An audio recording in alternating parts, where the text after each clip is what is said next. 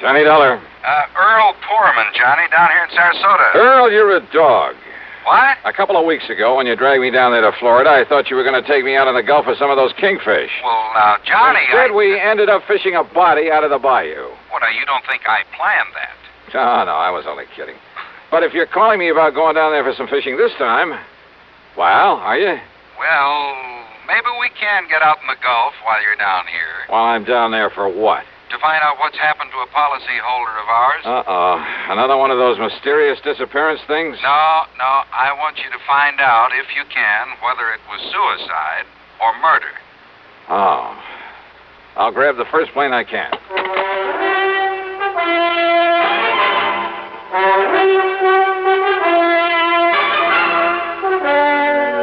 CBS Radio brings you Bob Bailey in the exciting adventures of the man with the action-packed expense account, America's fabulous freelance insurance investigator. Yours truly, Johnny Dollar.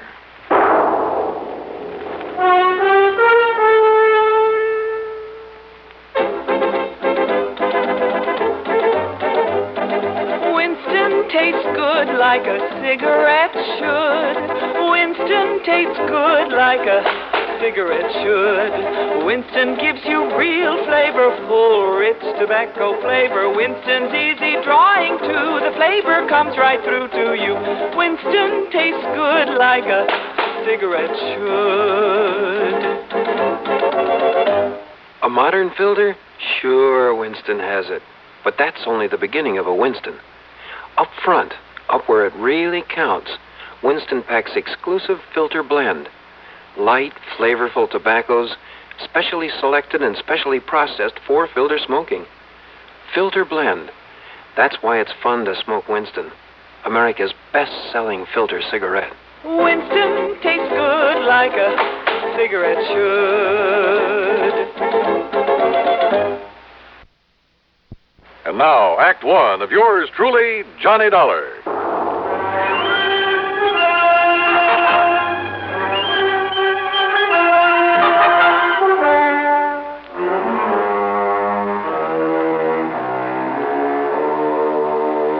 Expense account submitted by Special Investigator Johnny Dollar to the Sarasota, Florida office of Tri-State Life and Casualty Insurance Company. Following is an account of expenses incurred during my investigation of the Fancy Bridge Work matter.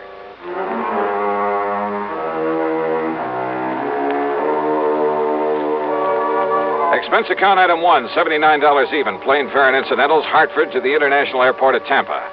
Then a ferry plane to Sarasota, where I was met by Earl Poorman, as usual, in a brand new air-conditioned car.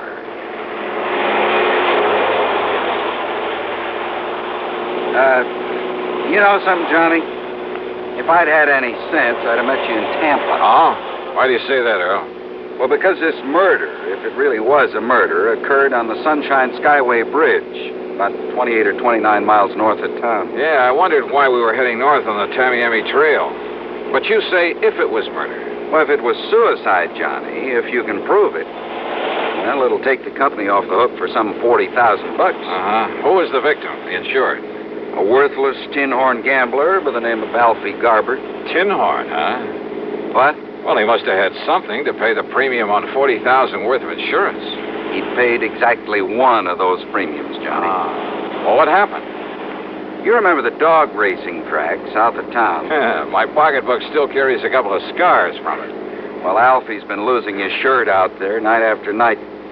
He's not only borrowed everything he can get his hands on, moved into a third-rate motel, but well, he sold most of his wife's jewelry. Uh-huh. They've been practically living on handouts. Police think maybe he's responsible for a couple of robberies around town, but they haven't been able to prove anything. Really? In other words, Alfie's been in pretty bad shape, mentally as well as financially. His wife told a doctor she was afraid he might commit suicide. So you got the picture? Yeah, I got it. Go on, Earl. Well, last night, he and another punk by the name of Luke Thrasher got into a big fight there at the track. Luke is a pretty bad actor, by the way. And how do you mean that, Earl? Oh, there have been a couple of unexplained murders of people who tried to cross him up back in the past. By unexplained, you mean they couldn't pin them on him? Exactly. Oh, here now, we're on the Sunshine Skyway Bridge. Yeah, well, what'd they fight about? Seems Alfie had welched on a bet, a big one. And Luke told him if he didn't get out of town, he'd kill him. So? 3 or 4 o'clock this morning, Alfie's wife was at police headquarters asking him to please find her missing husband. He hadn't come home from the track. No message from him, nothing. Is she the beneficiary of this policy? Yeah, she is. And Johnny, she's just about as worthless a character as her husband. Todd Swam down at the Chamber of Commerce has been trying to figure some legitimate way to get them both out of Sarasota. Well, is there any reason to think Alfie didn't take the hint and just leave town? He was pretty scared of Luke Thrasher, made no bones about it. And you ask me, he had reason to be. So when she reported him missing, the police hauled Luke off to the clink. Figured he'd carried out his threat, huh?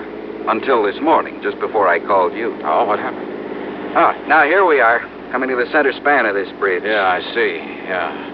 Well, look, what made the police change their Highest mind? span of any bridge in the state, Johnny. So I've heard. But look, you didn't answer my question. Bridge is 15 miles long and over 100 feet high up there. Yeah, I see that. Several suicides off this thing, Well, Johnny. what has that got to do with Alfie Garber? You see the police car parked just ahead? Wow. Reason they're looking things over is because that car in front of theirs is Alfie Garber's, right where he left it. And they figure he took the jump. A fishing boat down below found his hat and his jacket floating around in the bay. Oh, well, that doesn't prove suicide, Earl. Doesn't prove murder either. Keep moving there, mister. Keep moving. Hi, Lieutenant. What?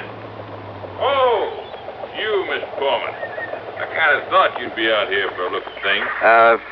Lieutenant Dodge, this is Johnny Dollar. He's a special investigator. Sure, Mr. Dahl. I'm glad to see you again. Yeah, hiya, Lieutenant. Well, looks like now we got something to work on around here. You will work with us, won't you? Why not? Well, wait a minute. What did you mean, Lieutenant? Mr. Foreman, we haven't found the body yet, but the evidence, mostly a torn piece of shirt and some blood we found here on one of the girders. Blood? Yeah, and a lot of scuff marks and things. Oh, there's no question there was a struggle before Garber was tossed off into the bay. A big one. Murder, huh? No question about it, Mr. Dollar. Well, then, Earl, it looks like your company's going to have to pay off the beneficiary. And my expense account, of course. Oh, now, why bring that up? But as long as I'm here, do you mind if I look at that evidence you mentioned, Lieutenant? Help yourself, Dollar.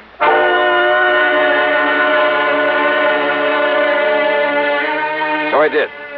The marks of a struggle, the patches of blood on the girder, even the hat and the coat that had been recovered from the body. And I was inclined to agree with Lieutenant Dodge. That is until... Huh? What is it? Wait a minute. Let me see this jacket again. Well, it's just an ordinary old tweed jacket, Dollar, and it's his all right. I checked it out with his wife. Yeah? Is she all broken up about him? Oh, not particularly. Luke Thrasher died, she might have been. I see. No bullet holes or tears in this thing. Well, so he must have taken it off before the struggle. But, what about this? What? Oh, why, that's just a feather from one of those seagulls that are flying around here all the time. Is it? Well, isn't it? Or is it a clue that Alfie Garber wasn't murdered after all? Huh? Yeah. Give a thought to that, Lieutenant. Now, just a minute, darling. How can this little feather prove that Alfie Garber wasn't murdered? Why, I didn't say a thing about proof, Lieutenant. Okay, you said clue. From a seagull, huh? What else? Well, what's the difference? Yes, what are you getting at, Johnny? Hey, Earl, does old Doc Crutcher still live up the street from you? Still does. Why? Now, wait a minute, darling. Yes, Lieutenant. You're going to work with me on this, huh? Absolutely. Then do you mind telling me why this feather's got you all excited? Well, I'm not exactly sure yet. You mind if I scrape a little of the blood off this girder? I sure do. That blood will be wanted for identification, for comparison. You mean if you find Garber's body? We'll find it, all right. We have to drag the whole bay. Good luck. Now, Hey, darling. swing us around, Earl, and head us back to Sarasota. Come on, swing us around. A, U-turn in the middle of this bridge? Mr. Pullman's right, Dollar. Go right ahead, Earl. I'm sure the lieutenant will be glad to hold back the traffic for us. Whatever you say, John. Okay, make a U-turn. I'll hold things up for you. But, Dollar, Attaboy. but if I didn't like you, I didn't think you could help me with this.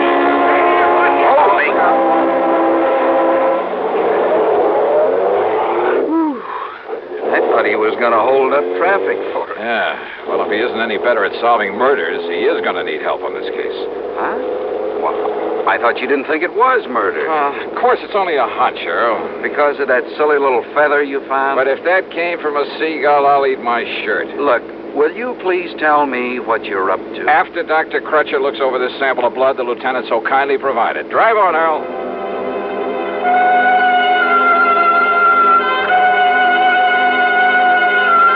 Dr. Les Crutcher, there on St. Armand's Key, is one of the most able men with a microscope I've ever known. He poured us a couple of drinks, took the blood sample, and retired to the tiny laboratory there at the back of his house. Then, after about 15 minutes... Now, Johnny, listen to Oh, me. relax, Earl, relax, and enjoy your drink. We may have to do some traveling around when the doc gets through with that specimen. Well, like where? If my hunch is right, that is. Well, Doc, what'd you find out? Johnny, putting that under a lens took me back to the old days before I got my MD, when I thought I was going to spend the rest of my life as a veterinarian. Chicken blood, huh? What? That's right. Though whatever made you think it was? Well, then that feather was a chicken feather? I kind of thought maybe it was, Earl. Now I'm sure. Well, then Alfie Garber wasn't murdered at all. Those marks of a struggle, the blood up there on that bridge, his hat and his coat, they were just planted there. Alfie planted them there. Which means the police can forget their earlier suicide theory, too, doesn't it? Right. Alfie staged the whole thing to make it look like murder so his wife could collect his insurance. Kind of looks that way, doesn't it? So all his wife has to do is collect the insurance, then meet him somewhere, and they'll be $40,000 richer. At least that's what she thinks. Only she's wrong. They're both wrong. Right, Johnny? One sure way to prove it out, Earl. Yes? How? Sure. Find Alfie Garber.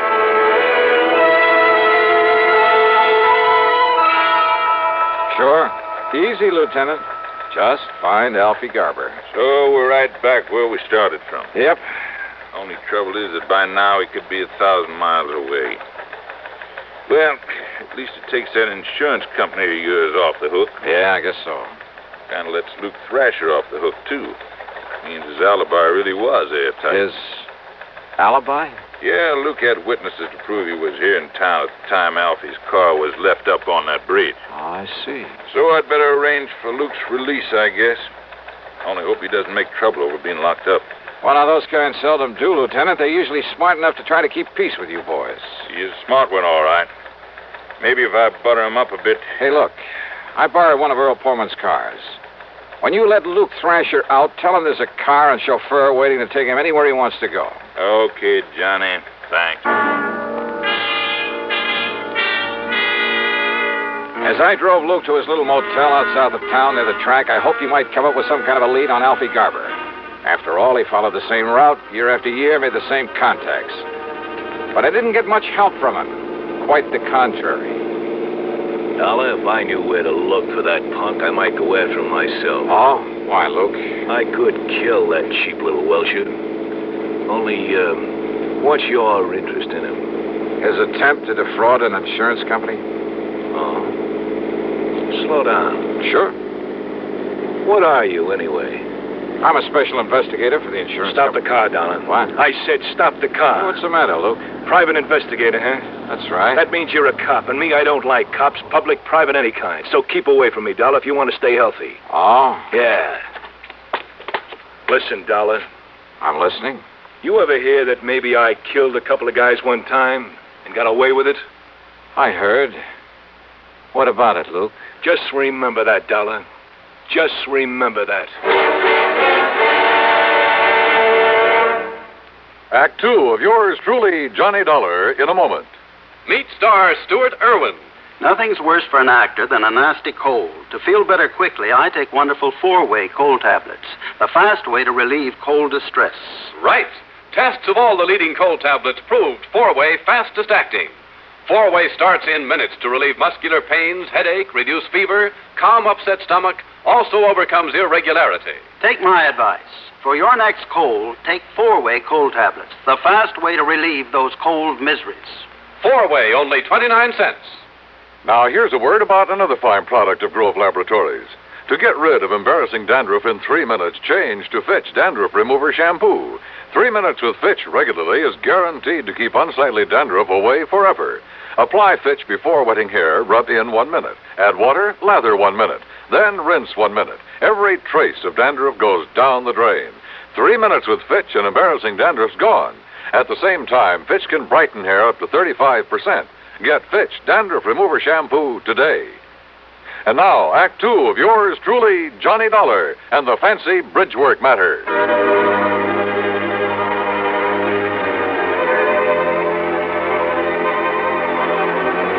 Hunches. Sometimes my salvation, sometimes the bane of my existence.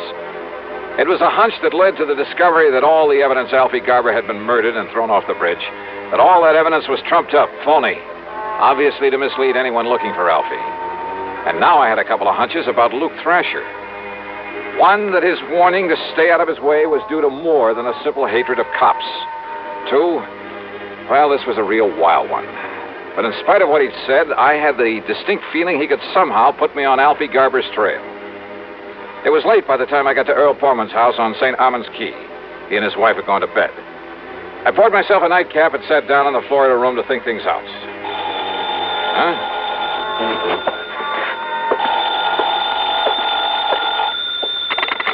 Hello? Earl, is Johnny Dollar there with you? Who's that? Oh, Johnny? Yeah. Well, this is Doc Crutcher. Listen, there was something about that blood specimen you brought me, that chicken blood. Yeah? I wasn't sure at the time, so I put it back under the microscope. And I found traces in it of a trypanosomus virus. Very seldom found here in the South. So what about it, Doc? So I checked with some of the local vets to see if any of them knew whose poultry flock might have it around here. I thought such information might be of help to you. You were so right. And, Johnny, that chicken could only have come from the farm of Andrew Palucci out on Bee Ridge Road. Good for you, Doc. Mr. Palucci is about to have a late visitor.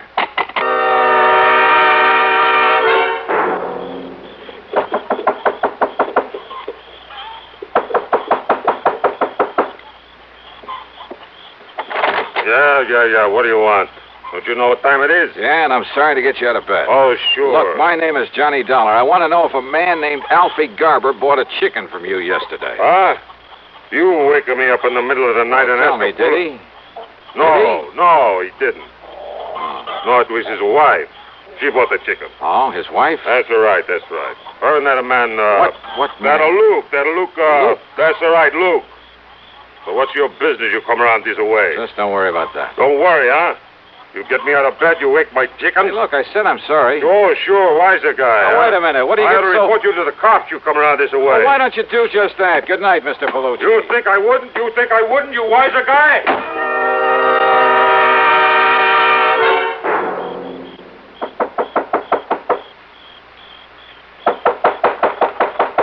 Yeah, I'm coming. Yeah, what do you want this time of night? You, Mrs. Garber? Huh? You mind if I come in? Now, just a minute, mister. I want you as an accessory to the murder of your husband. Me? What are you talking about? Real smart, you and Luke Thrasher. Real palsy-walsy with him, weren't you? How long had you and Luke been planning this? What do you mean, mister? You crazy? Who are you? Racetrack bums, all three of you. Oh, now, wait a Alfie minute. was losing his shirt, but Luke was doing all right. He was loaded. So what to do about Alfie, who was giving you nothing but grief? Get rid of him. You're crazy. I asked you, who are you? You made it known that Alfie was in bad shape, that he talked about committing suicide. And that's probably what gave you the idea for the Sunshine Skyway Bridge. There have been several suicides from it. That's what the cops said, isn't it? Alfie took the jump. Wrong. Because making it look like suicide would keep you from collecting his insurance. Now, listen, so it had to be a clear case of murder. That's why you spilled the chicken blood around when you left his car up there. You, Mrs. Garber, yeah, you. After making sure that Luke Thrasher had an alibi, could prove he was in town at the time you left the car on the bridge. You're making a crazy guess, that's all. Oh, pretty good guess, isn't it? Because what it means is that Alfie was killed sometime before you left that so-called evidence up there. Evidence that would make it impossible to pin the murder on Luke.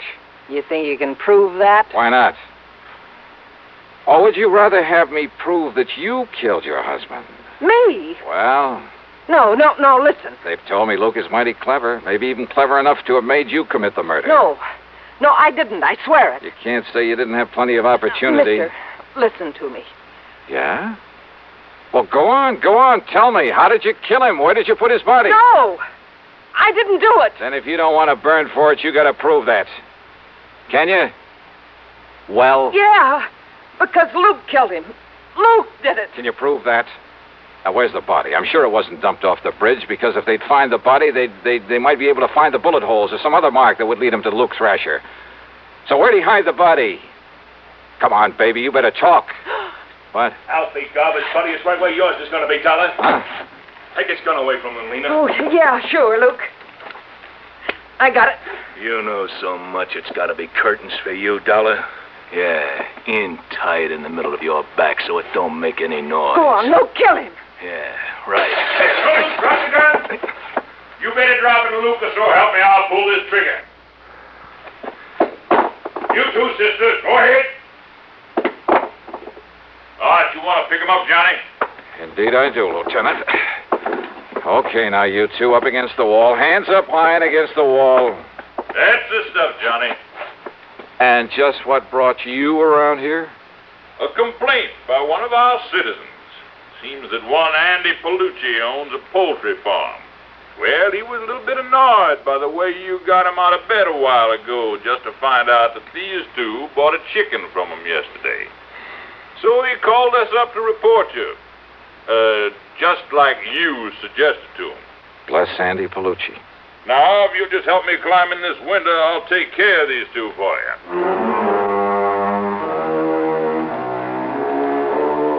Luke Thrasher, in spite of all the pressure they put on him, still refused to talk. So it was Lena Garber who finally broke down and told the police where they could dig up Alfie's body. And yeah, the bullets in him came from the gun that Luke had held on me. So it's up to the courts. Expense account total, including the trip back to Hartford? Well, call it $200. And you know something? I finally managed to get in some of that real great fishing in the Gulf with Earl Porman. Really great. Yours truly, Johnny Dollar.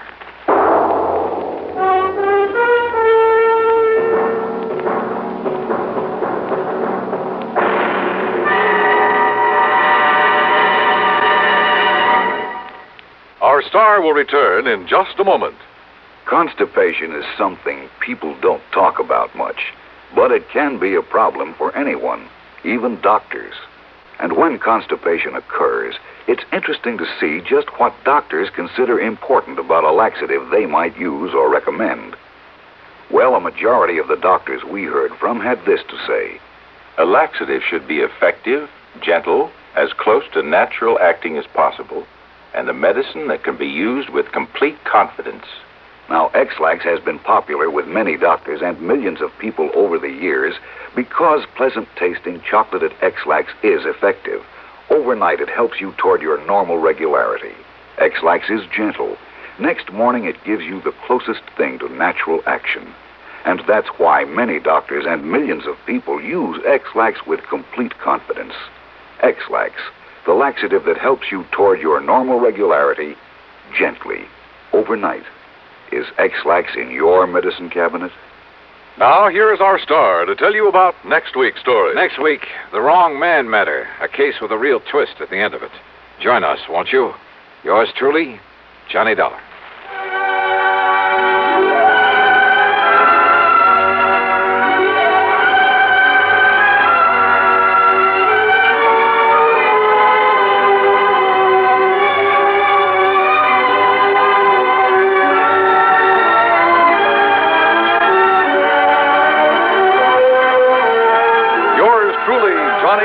Starring Bob Bailey, originates in Hollywood and is written, produced, and directed by Jack Johnstone.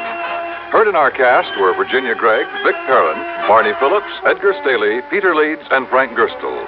Be sure to join us next week, same time and station, for another exciting story of yours truly, Johnny Dollar.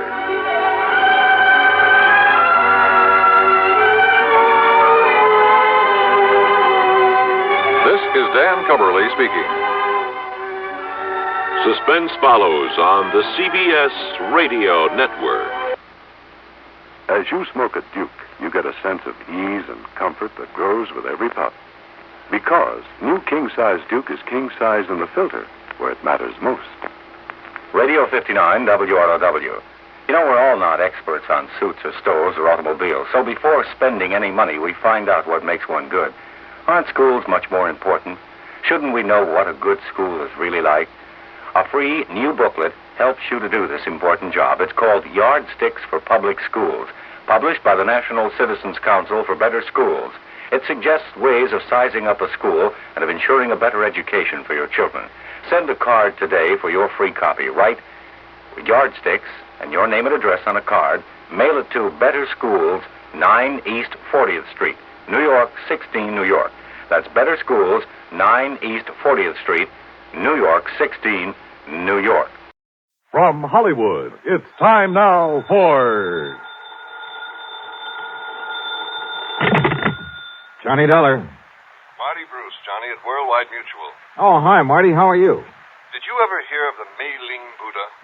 Nope, I'm afraid I never. It's probably the most valuable piece of jade there is. A little statue not more than 3.5 inches high, made during the Mei Ling dynasty. And you've insured it? Yes. For how much? $40,000. So what's happened to it? I don't know. I don't know if anything's happened to it. Well, if nothing's happened to it... I'm not even sure of that. Huh? That nothing's happened to it.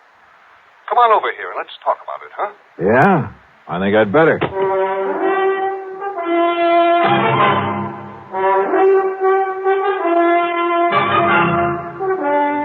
Bob Bailey in the exciting adventures of the man with the action-packed expense account. America's fabulous freelance insurance investigator. Yours truly, Johnny Dollar.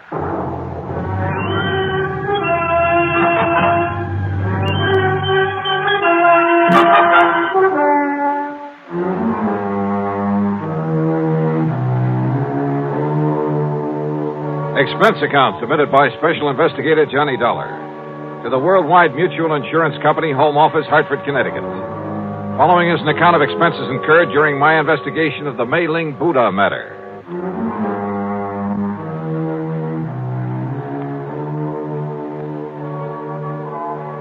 Expense account item 1, $1.10 for a taxi from my little apartment to the office of Worldwide Mutual, where Marty wasted no time in getting to the point. I'd know for sure if it went for that knuckle-headed Ray Kermer. Who's he? One of our account men. Got back from a European vacation just this morning. For being so stupid, I ought to fire him. He knew we'd insured that jade Buddha. And when he saw it over there in Paris a couple of weeks ago, he should have looked into it. Found out what it was doing there. Doing just exactly where, Marty? In a dingy little antique shop, somewhere on the Rue de la something or other. He didn't even have sense enough to get the address or the name of the place. Oh, where was it supposed to be? Locked up in the home of the late Darrell Harcourt up in Boston. And of course it isn't. Well, that's the point. I don't know. There's been no report of a theft. Well, if somebody's seen it in Paris... Is that Buddha pretty well known among collectors and so on?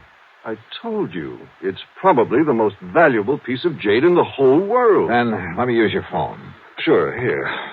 But if we don't even know what shop or where it is in all of Paris... Just leave it to me. My phone call was to a slimy little character whose name is de Marsac, but who calls himself the Chat Gris, the gray cat, who knows the Paris underworld like the back of his hand.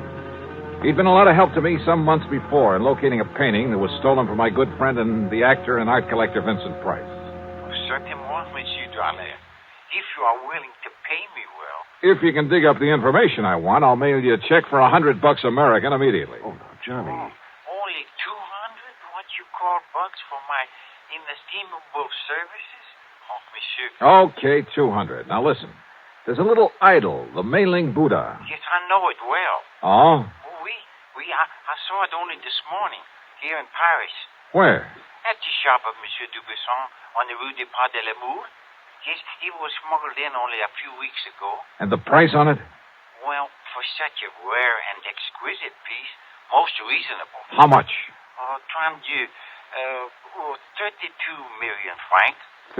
That's around $80,000, so it must be the McCoy. You wish me to, shall we say, obtain it for you? You mean steal it? But of course, monsieur. But for a price. No, thanks. I'll send you a check. You're giving him $200 just for that? A lot cheaper than my flying over there. Well, yes. So now I'd better check at the home of this, what'd you say the name is? Darrell Harcourt in Boston. I'll put down the address for you.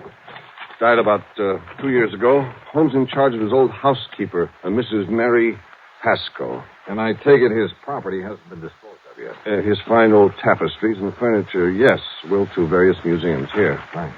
Everything but the contents of Mrs. Haskell's room and the study. The latter he willed to a nephew, Charles Curtis, to be given to him the day he finishes at Harvard. Well, that's a funny sort of arrangement. Harcourt was a funny man. The Buddha was the only thing of real value in that room.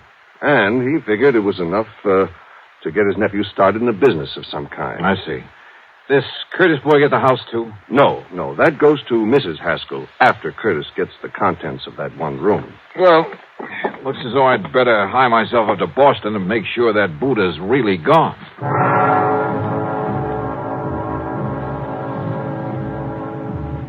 Item 2, the $200 check to my informant in Paris, who was sure he'd seen the mailing Buddha, was sure it had only arrived there recently. But if so, why hadn't it been reported missing from the home of the late Darrell Harcourt up in Boston? Item 3, $50 deposit on a rental car. When I reached Boston, I headed west on Beacon Street, a couple of miles beyond Kenmore Square, and there on a little side street found the Harcourt home. It wasn't much of a place anymore. The lawn and garden had been neglected, and the building itself was in need of repair. The doorbell was the old-fashioned kind. Yes? Mrs. Haskell, I'm Johnny Dollar, insurance investigator. Oh, of course. Do come in, Mr. Dollar. Rather dismal, desolate, isn't it? You live here all the time? I am responsible for this house until the terms of the will are fully met. That's when Charles Curtis finishes school. Yes.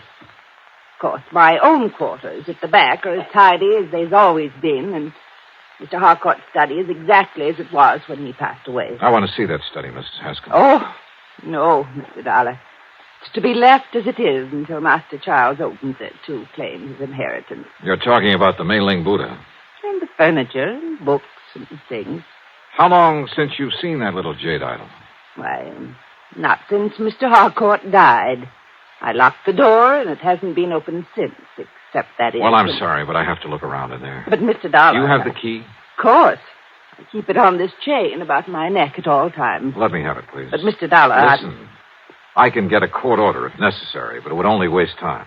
But how am I to know if you're even... Well, that is...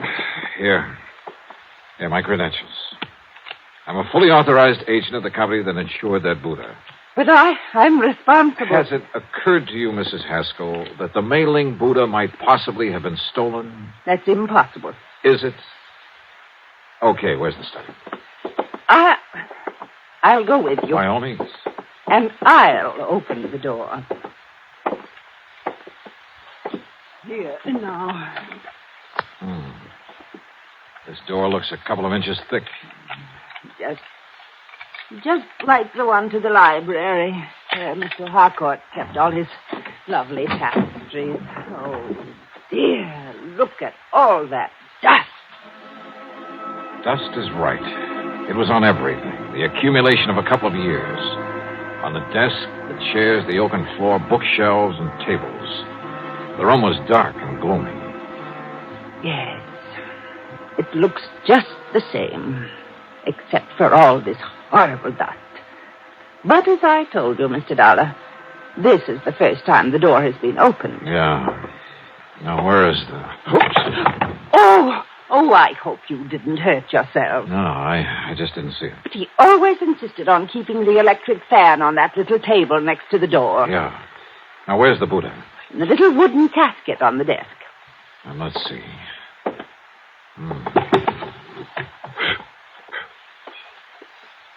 Now. Well, I was afraid of this. Afraid of what, Mr.? Oh, no. It's gone. The Buddha's gone. Yeah. Oh, no. I searched the room thoroughly and found no trace of the Mei-Ling Buddha. Somehow, someone had got in that locked room and stolen it. It must have happened recently. A piece as valuable as that wouldn't be allowed to lie around for long. The Barsock had told me it arrived in Paris only a few weeks ago, and I had no reason to doubt it. But how could anyone possibly have got in there without leaving marks in the dust that swirled about our feet every time we moved? That showed a clear imprint of every step we made. That left a mark on everything I touched. Oh, dear, Mr. Dollar, this is terrible. You're sure you have the only key to this room, Mrs. Haskell? Yes. It was entrusted to me to prevent this very thing. Oh, dear. What about the nephew, Charles Curtis? No, I'm sure he's never had one. You think he could have got hold of yours and had a copy made? No, impossible, Mr. Dollar. Oh, dear. Where is he? At school at Harvard. I think I'd better see that boy. Well, certainly you can't think that Master Charles did this. I don't know what to think yet. Tell me, you're absolutely sure you've let no one in here since Mr. Harcourt died? You can tell by the dust over everything that no one has been in here. Not for years. You're sure of that? Absolutely. Well, except for the federal tax man, of course, the appraiser for the estate. Oh? When was that? A month or so after Mr. Harcourt passed away. And yet the piece showed up in Paris only a few... I was with him, Mr. Dollar, and so was the attorney. Who is the attorney? Mr. Howard Bancroft in town. Do you have his address? His office is just off Copley Square. Uh-huh. Then I've got two people to see, Charles Curtis and Howard Bancroft. Mr. Dollar, about Master Charles. He's a good boy. Oh, yeah, I'm sure. You simply can't think that he... And anyhow, no one could have gotten here without leaving a trail. Mr. Dollar... Now, look, I want you to close up this room again and leave it closed. I'll be back. Please, Mr. Dollar, about Charles, listen to me. Maybe later, Mrs. Haskell. Later? Yeah, after I've talked to him.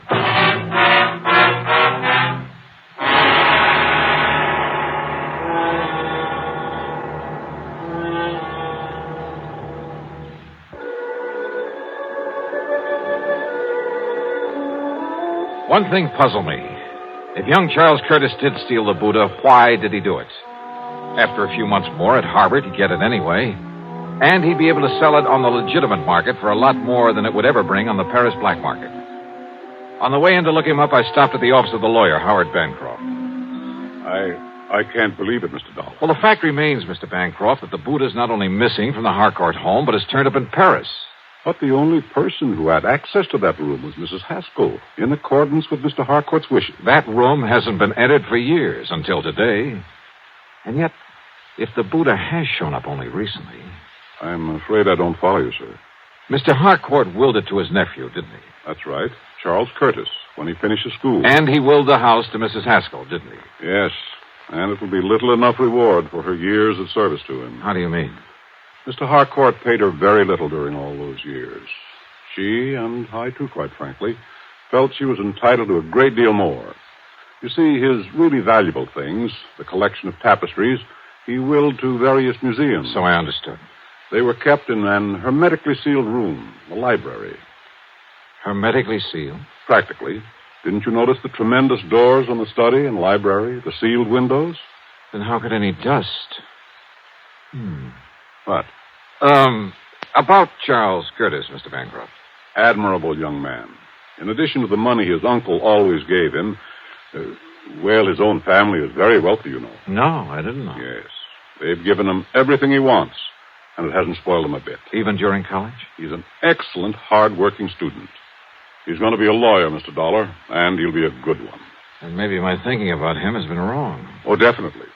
Why, Mr. Dollar, he's planned to donate the Mei-Ling Buddha to a museum when it comes into his possession. So you see... It's just that after handling more or less straight insurance cases for so many years, I almost instinctively suspect anyone close to the problem at hand.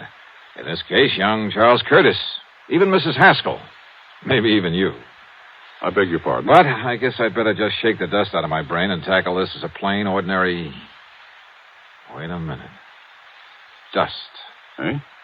It's a little matter of dust that really has me stopped. It makes it impossible for that room to have been entered since...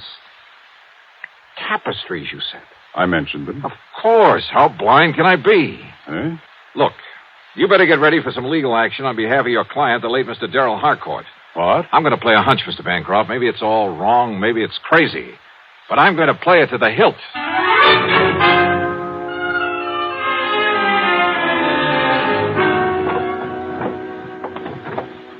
No. Mr. Dollar, you can't do this. You have no right. Now, we'll see about that. These are my own personal things. I don't believe you're an insurance investigator Believe at all. whatever you like. Have you a warrant to search my room this way? No. No, you're just some thief, some... Uh-huh. Oh. Yeah. This bank book in your name. No, you give me that. Oh, no. Uh-huh. Some 20 years of a balance that never got above $600 or $700. Give me that. Here. 2 months ago, a single deposit of $21,000. That was money That was the money you got from some crook. We let the police run him down. Some crook who smuggled the mailing Buddha over to Paris after you stole it out of the study. That's impossible, and you know it. That study hasn't been open for nearly 2 years. You saw the layer of dust in there yourself. Oh, yes. You pointed it out to me half a dozen times. I should have caught on then. Come on. We're going into that study. Give me the key. No, I won't. Then I'll have to rip it off that chain around your neck. All right. Here.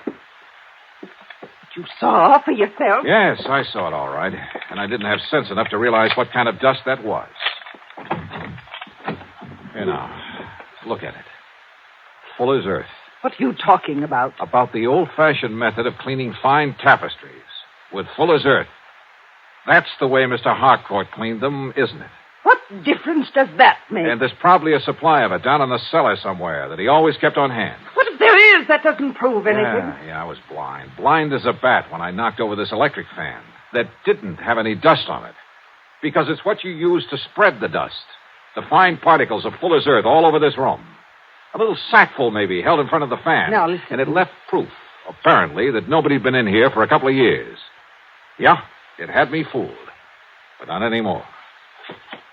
Better get your coat, Mrs. Haskell. No.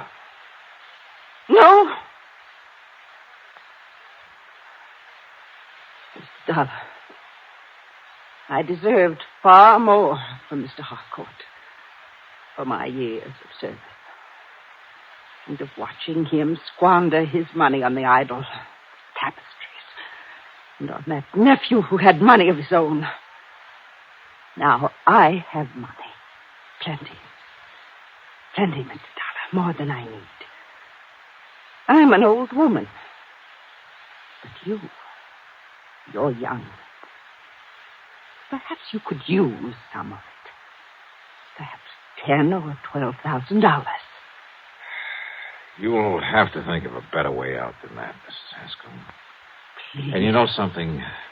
I have a notion you're going to have time to think about a lot of things. Plenty of time.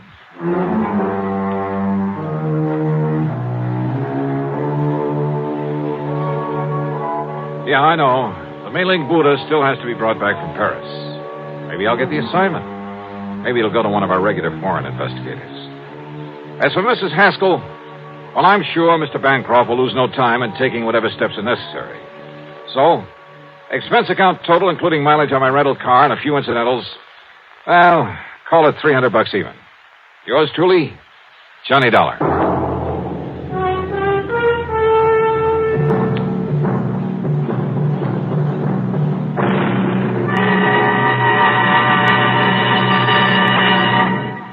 Now, here is our star to tell you about next week's story. Next week? Well, far be it for me to get up on a soapbox, but I hope you'll make a point of listening to it. It concerns a lot of money in the wrong hands, in the hands of a bunch of kids too young to meet responsibility, too young to realize that cutting loose from family before they're ready can lead to trouble. In this case, murder. Yeah, I think you'd better hear it. So join us, won't you? Yours truly, Johnny Dollar.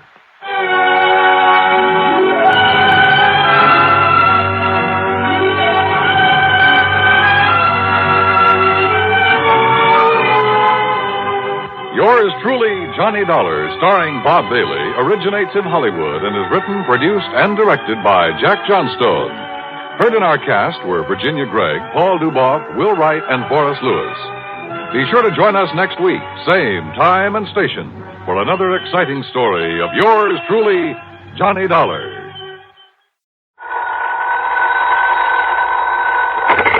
Johnny Dollar. George Reed here. Well, George, how's Floyd's of London? And how are you holding up in this hot weather? Johnny, all I can say is I wish I could make a trip to France at somebody else's expense. Now, what's that supposed to mean? I just received a transatlantic telephone call, collect, by the way, from that underworld friend of yours in Paris. De Marsac. Louis de Marsac. Yes. Calls himself Le Chagris. That's right, the gray cat. The why he ever chose to call himself that. Because at night all cats are gray. So he's hard to see in the dark. Well, figure enough for yourself. Paris after dark. And Marsac knows more about the dark alleys and sewers and back streets. But what did he call you about, George? He wants to talk to you about the Olney diamond. The what? $750,000 worth of diamonds, a necklace, that was stolen from the Earl of Olney during a recent visit to the United States. Le Chagrin has a lead on him? He wouldn't say, but if he has, he can get them back. Well, believe me, we shan't quibble over your expense account. Including whatever may be necessary to grease the palm of de Marsac? His information usually comes pretty high, you know. I understand that. And a bit of an allowance, shall we say, for my own entertainment while I'm there? Well, now, don't go overboard, Johnny. George, I'll be in touch.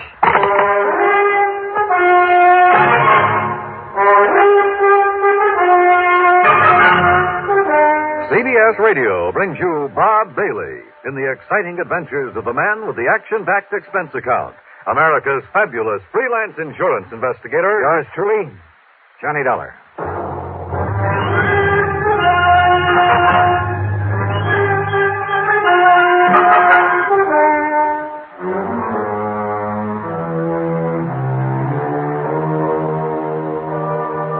Expense account submitted by Special Investigator Johnny Dollar.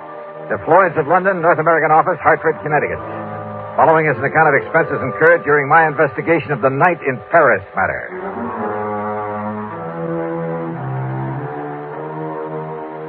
Expense account item 1, $12 even for a call to Paris, France. To a man I wouldn't trust any further than you could throw the Louis de Marsac. Oui, Monsieur Dollar.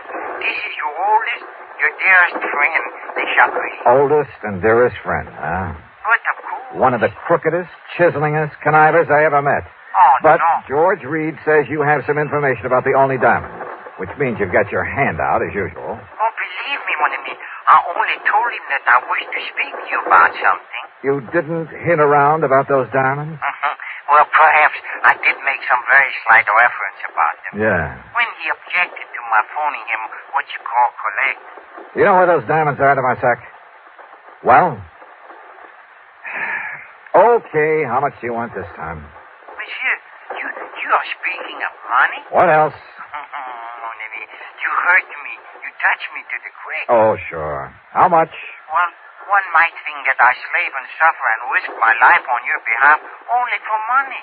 How much, de Marsac? Say, $10,000 American. Yeah, well, it was nice to talk to you. See you around sometime. No. Wait. The only diamonds are worth millions. Millions of francs, not dollars. But if I could tell you where you may find them? In that case, I might be willing to part with, say, 1,000, maybe 1,500. 5,000. If I actually get my hands on them, I'll give you 2. 4? 3,000, that's final. 3,500. Goodbye, de Marsac. No, 2,500. I said I... Huh? 2,000. 2? Okay, $2,000. Yeah, then I think what you say crossed myself up. Yeah, I'm sure you did. But do not worry, mon ami. Do not worry. I will do the same for you. Yeah, I'm sure you will. Now listen, if I take a plane out of New York a little after 9 tonight, I should get there tomorrow at 5:45 p.m. Paris time. Maybe. I'll hang my hat at the Hotel of Bois. You know where that is? But of course. Then I'll pick you up at that hovel of yours at the end of the, Rue de Pas de la Moule. Yeah, the Rue de Pas de la Moule. And you bring the money for me? I'll be there.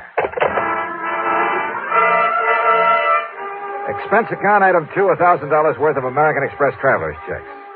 428 of it went for plane fare, Hartford to New York to Paris.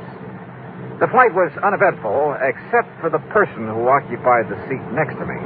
Annette was her name, Annette Dubon. And brother, well, she's 25 or 6, I guess. Tall, brunette, and beautiful. Apparently has money of her own. I decided this trip to Paris wasn't a bad idea at all. Johnny Dollar? Yeah. Oh, I know who you are. You're the insurance investigator I hear about all the time on the radio. Well, don't look so shocked about it. Shocked? I'm thrilled. Tell me all about you. Oh, I'd a lot rather talk about you. Plan to be in Paris long? Oh, a couple of weeks, I guess. Just sort of a vacation.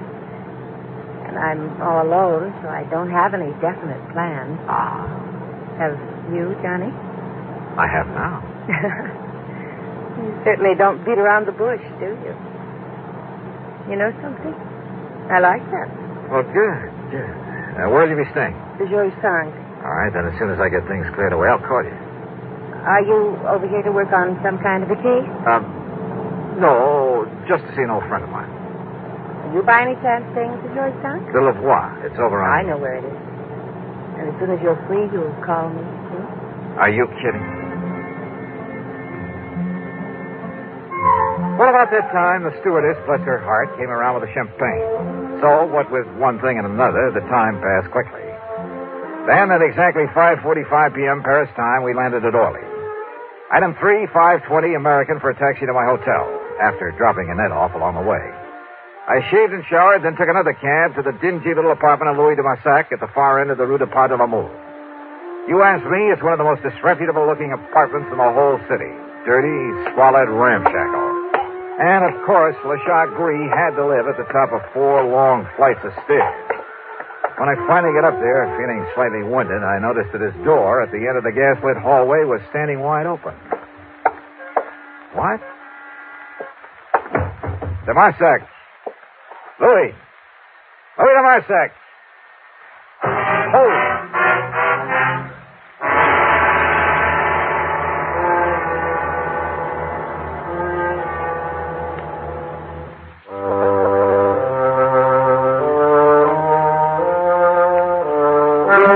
Dingy, dark apartment of Louis de Massac looked like a tornado had struck it. It was a shambles, as though somebody had come in and simply done as much damage as possible, and yet at the same time was looking for something or someone. As for de Massac, there was no sign of him anywhere. I stood there for a moment, wondering what to do next. Huh?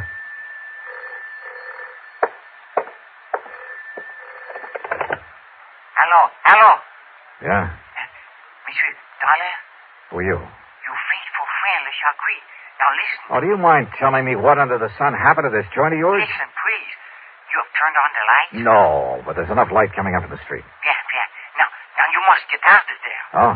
Yes, come quickly and meet me here. Now, please, you will do that? Well, where are you? You're alone? Yes, I'm alone. Then you must leave before somebody finds you there. Like who? There is no time to talk when you meet.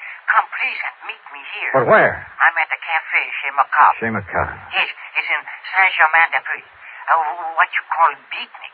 Okay, I'll find it. Do not delay now. You may be in danger. Yeah, sure. I'll grab a taxi. Huh? Who are you? Au revoir, cochon. Oh, no, you don't. Monsieur. No. Hello. C'est bien, pig.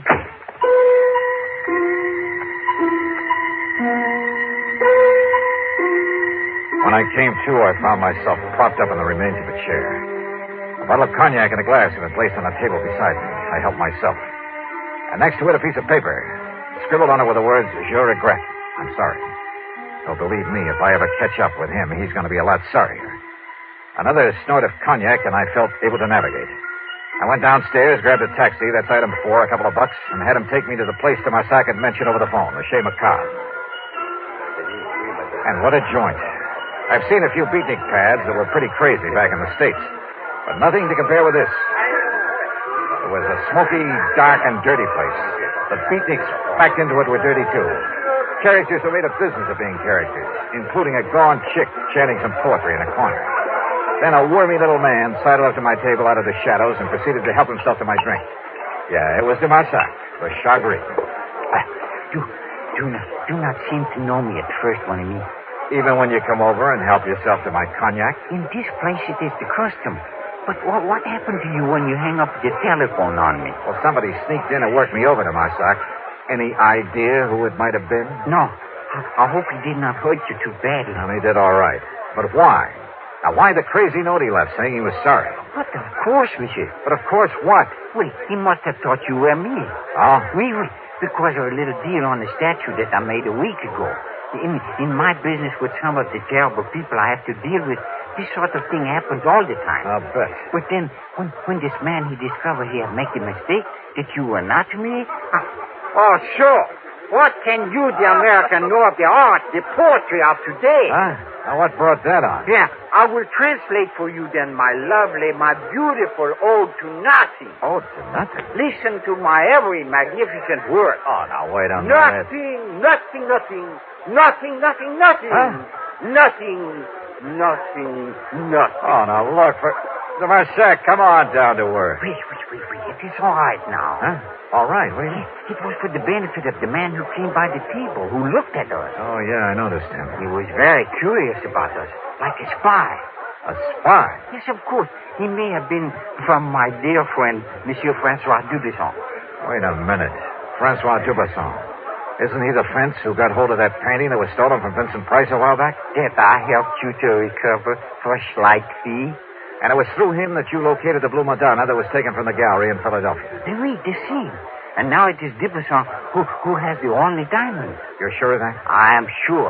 Also, it was Dubisson who arranged to have them stolen back in your United States. Your good friend, huh? But of course. But you're perfectly willing to double-cross him. Why? Because you will pay me so well. If I get my hands on those diamonds. Oh, I have it all arranged. So, if you would like to pay me now, the $5,000 American. When I get my hands on him. And it's only $2,000, remember? Oui. I cheated myself. Okay, now, how do I get them? I have told him that you're here, that you are very rich, that you will pay him 15 million francs. 15? Well, that's close to $30,000. It is better there remain lost to your company. All right. Where'll I find him, this Francois Dubisson? He will come to you. With the diamond? Yes, at your hotel. Tonight at midnight. He knows my name? Well, I've told him that you are Mr. Robert Matthews from Texas. Hey, yeah, good. Then I'll have to take another room under that name. But of course. And you're sure he doesn't know who I really am? My business? No, because only I could tell him that. All right, now look, Demasak. If you have any idea of double-crossing me... You? Oh, my oldest, my dearest... And yet, if you were to find out about 3,000... Wait. Okay, Demasak. If it all goes off without a hitch. But if it doesn't... Oh, have no fear, mon ami.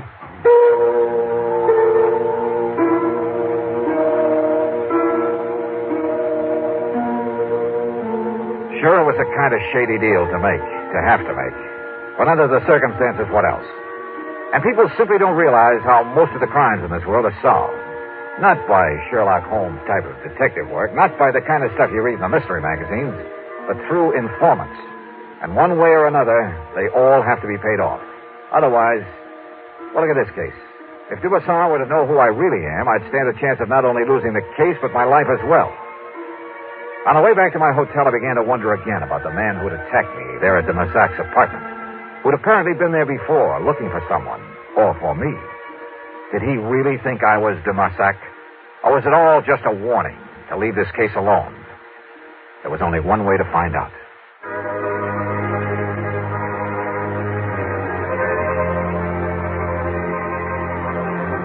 Back in my hotel, I arranged for another room under the name of Robert Matthews from Texas, USA.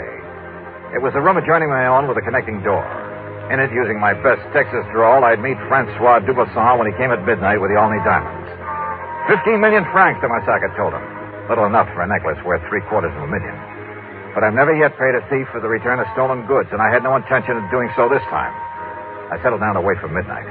And then I suddenly realized why I'd felt only half-dressed ever since I was attacked over in de Massac's apartment. Sure, my gun was missing. Without it, and if Dubisson was wise to me, was the phone in the other room, the one where I'd act out the part of the rich Texan, if there was any point in it.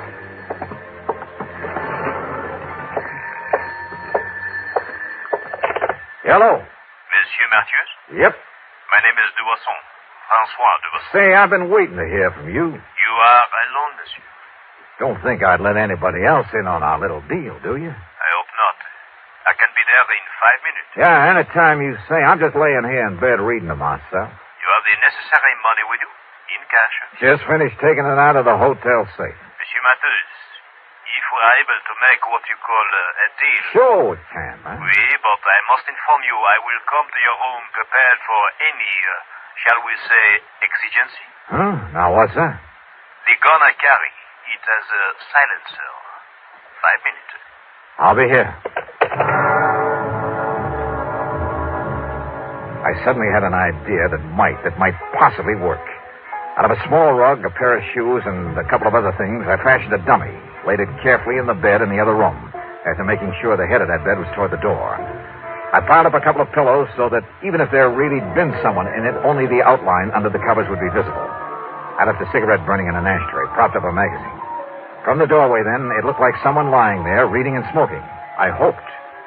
I unscrewed a light bulb, then stood behind the slightly open adjoining door. Come in, man, come in. You were very foolish, Monsieur Dollar, to say you obtained the money from the hotel safe. The night clerk has informed me otherwise. Also, he confessed it was you who took both of these rooms. Well, have you anything to say? I told you Dollar was here because of the jewels, Francois. Annette. Oui, ma chérie. So, Annette, you may dispose of him once and for all. Close the door. No! Look, there's a dummy in that bed. Oui, you're right. But Dollar has no gun now.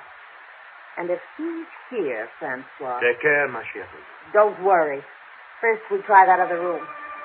I nudged open the adjoining door, and with everything I had, I pitched the light bulb across the room at the far wall. No, he's in here! Then I dove in low at the first of them I could reach. Annette! Annette! A bad mistake, Johnny. Because I have the gun. Yeah. I suppose I should have known, Annette. Your last mistake. Because with this silencer, nobody will ever know. Oh, I'm sorry, Mademoiselle. Oh, dear. Oh, thanks, Tomasak. Like the U.S. Marines. But such a pity, monsieur. Huh? That I should stoop so low as to strike a beautiful woman. Of course, the fact that it saved my life. 5,000. Sure. 5,000.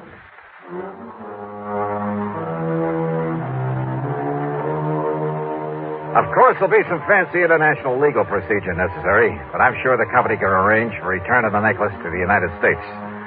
As for Dubuisson and the lovely but treacherous Annette, well, the Paris police are making the arrangements for them, and I'm sure they won't be very pleasant ones.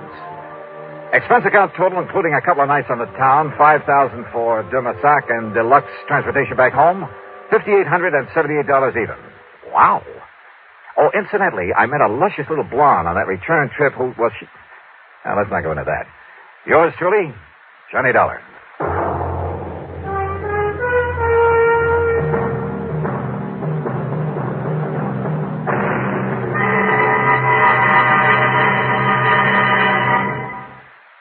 Here's our star to tell you about next week's story. Next week, a foggy night on the Embarcadero in San Francisco. In the shadows, a killer. Join us, won't you? Yours truly, Johnny Dollar.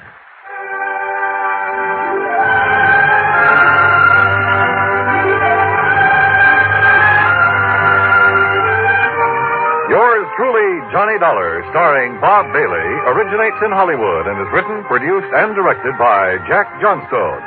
Heard in our cast were Virginia Gregg, Forrest Lewis, G. Stanley Jones, Tony Barrett, Bill James, and Gus Bays. Be sure to join us next week, same time and station, for another exciting story of yours truly, Johnny Dollar.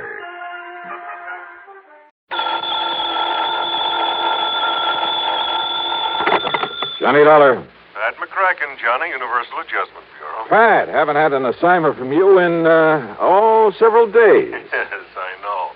Now, listen, this expense account of yours. Huh? On that case you just finished. Oh, now listen, Pat, after all these years, and I not only gave you a full report, but an itemized statement. I know. That expense account was completely legitimate from start to finish.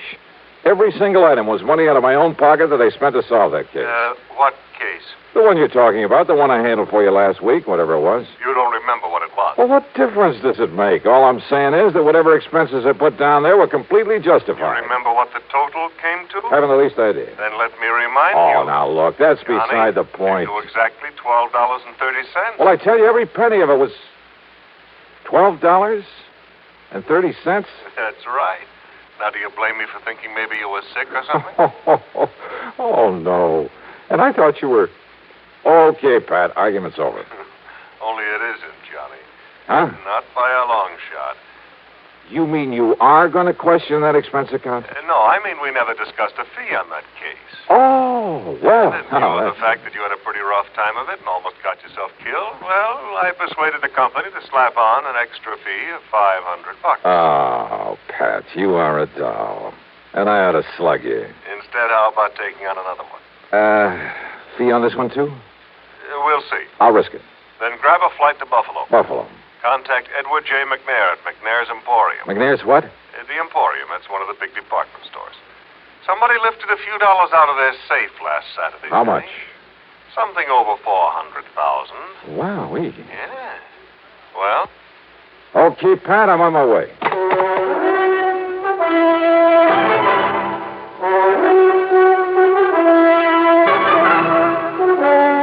CBS Radio brings you Bob Bailey in the exciting adventures of the man with the action-packed expense account.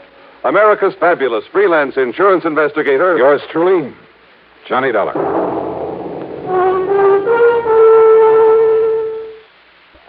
And now, Act One of yours truly, Johnny Dollar.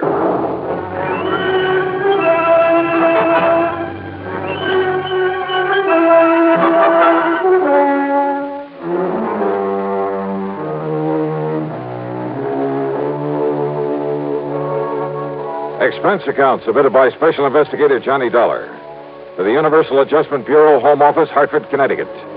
Following is an account of expenses incurred during my investigation of the Buffalo matter.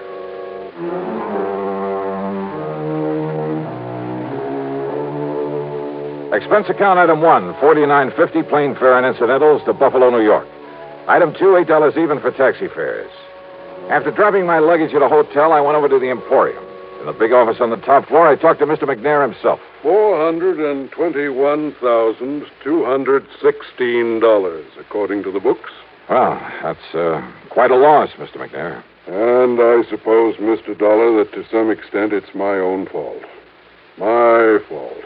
Oh, why do you say that, sir? Heaven knows John Harker suggested changing the procedure more than once. John Harker? Yes, my young personal assistant. Also company treasurer. Oh, I see. But I've run things single-handed the same old way for so long, and nothing like this ever happened before. Mm-hmm. What do you want to tell me about it? We've followed the same procedure every Saturday night for over 28 years, which is to say that as soon as the store was closed, each department head, in turn, brought his cash receipts up here to the treasurer. This, John Harker. Then Harker gave the department head a receipt, put the money in the vault, and that was that. Well, sir, it seems to me it would have been a lot safer to have an armored car deliver that money to the depository of some bank during the day, maybe several times a day. Exactly what John suggested some time ago. I suppose I should have listened to him. Well, go on, sir. Last Saturday, after we closed, things went along quite as usual. That is, until Mr. Ellery in Sporting Goods, always the last to bring his money to the vault, until he knocked on Harker's door. Well, right on cue. Excuse me. Come in. Mr. McNair, John, come in, please. I want you to meet Mr. Johnny Dollar. This is John Harker. Mr. Dollar? Hiya. Dollar represents the insurance companies we trust will make good on our loss. Well, I certainly hope you can make more progress than the police have, Mr. Dollar. That bandage on your head have anything to do with the robbery, Harker? Yes, it certainly has. Terrible, isn't it? Now, sit down, John. Tell Mr. Dollar exactly what happened on Saturday night when Mr. Ellery came up to turn his cash over to you. Thank you, sir. Oh, I'm afraid it was all my fault, Dollar. Not a bit of it. Yes, for being caught off guard. All right, what happened? Well, when Ellery knocked on the door of the vault room, I asked who it was. He told me, and, I should have known by his tone of voice that something was wrong. Now, John, you're not to blame. This sort of thing could have happened to anybody. Even to me. Thank you, Mr. McNair, but it doesn't alter the fact that... Well, Dollar, I went over and unlocked the door for Ellery. But instead of walking in, he was forcibly thrust into the room. The door was thrown back so hard, it knocked me down, knocked me unconscious. Terrible. And when I came to, the cash drawers of the vault were empty. The keys had been literally torn out of my pocket. You shall have a new suit for that, John. Thank you, sir. Ellery, poor Mr. Ellery, lay there bound with adhesive tape after being badly beaten. Did you see whoever it was came barging in that way? If I hadn't been standing behind that door, I might have. I see. What about this man Ellery? Tell him, John. Yes, sir. Well, poor Ellery did catch a glimpse of him, but the man was wearing a sort of mask over his face. He gave what description he could to the police, of course. And, well, that's about it. Thank you, John. Now go along. Yes, sir. Well, now, wait a minute. Don't misunderstand me, Mr. Dollar, but I don't want to keep John around here any longer than necessary. Well, but I'd Dollar like wants to be around. I'll cancel the trip gladly. Trip? Of course. After what's happened, that knock on the head was pretty serious. John is taking my cruiser on a little trip. Oh, well, I can't say I blame him. So run but along, now- John. You can leave tonight as you planned. Whatever you say, Mr. McNair. Harker, wait a minute. Your please. friend all ready to go with you? Oh, I hope you don't mind my taking him along, sir. Not a bit. Now run along. Run along. Have a good time. And a good rest. Look, Yes, it's customary. Thank you very much, sir. Mr. Dollar, I suppose you'd like to talk to Mr. Ellery now. Well? Yeah. I'd like to talk to somebody who was involved in this thing.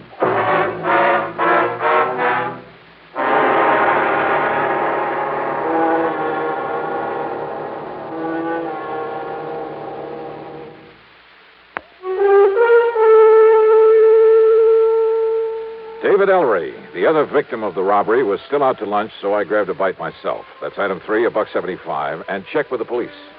Nothing helpful at all. No leads on the man who'd got away with over $400,000 from a store there in Buffalo, New York. Then I went over to the Emporium to the sporting goods department. Ellery was back, and I talked with him in a little office in a corner of the stockroom. He was still suffering from the beating he'd taken. Yes, sir, Mr. Dollar. It was awful, terrible. And, yes, sir, it was just like young Mr. Harker told you it was. I understand that you gave the police a description of the man who attacked you. Well, yes, sir, best I could. Had you ever seen him before that you know of? Well, of course, I can't be absolutely sure because of that mask he was wearing, but I don't think so. Was he waiting at the door of the vault room when you got there to put the money in the safe? Well, Mr. Harker always does that, sir. Yeah, I suppose so. I just But what- go up and knock on the door and tell him who I am. Well, you see, he always keeps the door locked when he's taking the company cash that way. Yeah, sure. So I knock on the door and shout my name, and then he opens up and I give him the money. Then he gives me a receipt, and he puts the money in the vault. But you didn't answer my question. When did you first see this man in the mask? Well, only when Mr. Harker was opening the door for me. Yes?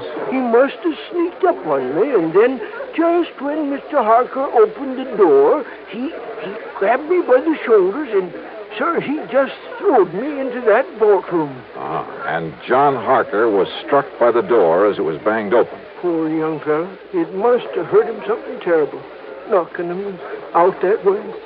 Looks to me like you got the worst of it, though. Oh, I'm so sorry for John Harker. What?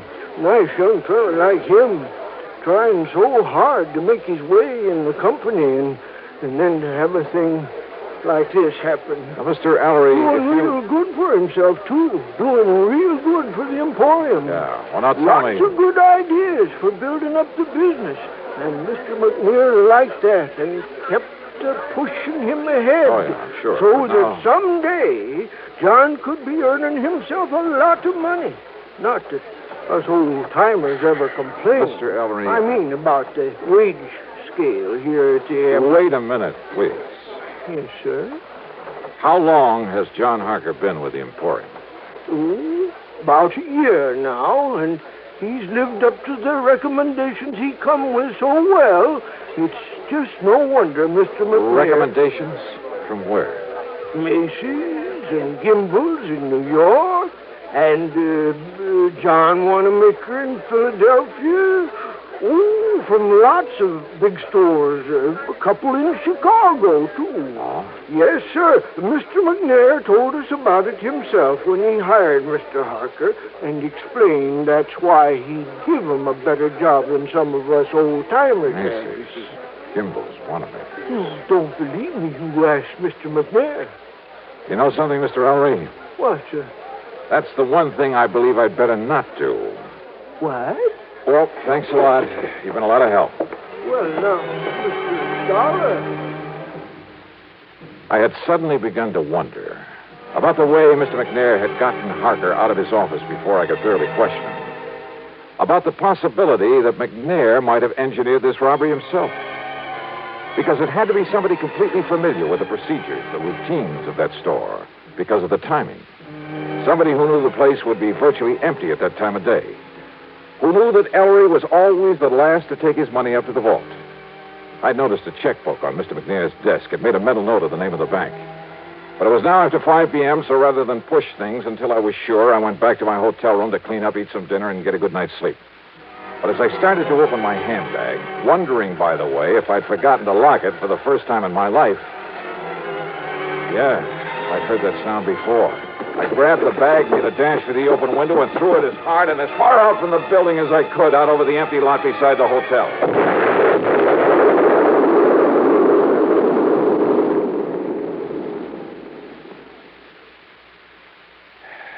Funny. I got a sneaking suspicion about then that somebody in Buffalo didn't particularly want me around.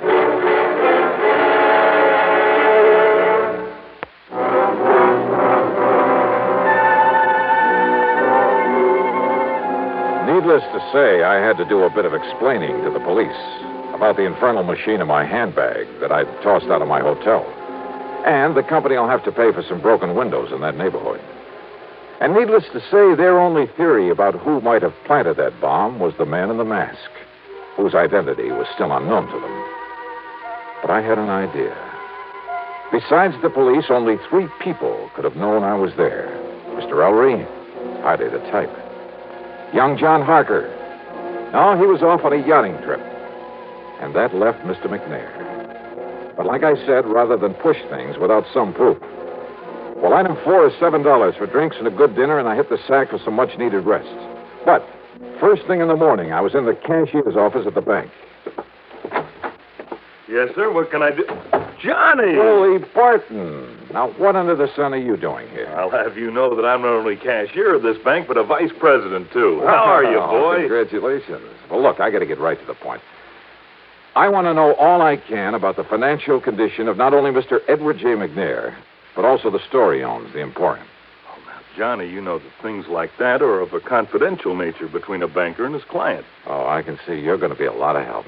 I'll tell you this, though. McNair is worth millions. Millions, Johnny. Well, how about outstanding debts against the store? McNair's old-fashioned. He pays cash. Cash on the line for everything. That store hasn't owed a penny for, I'd say over 25 years. Nor has McNair himself. So, Johnny, if you're by any chance thinking...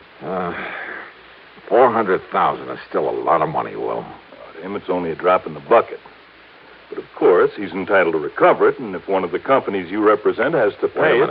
Wait a minute. Let me use your phone. Why, surely. Here.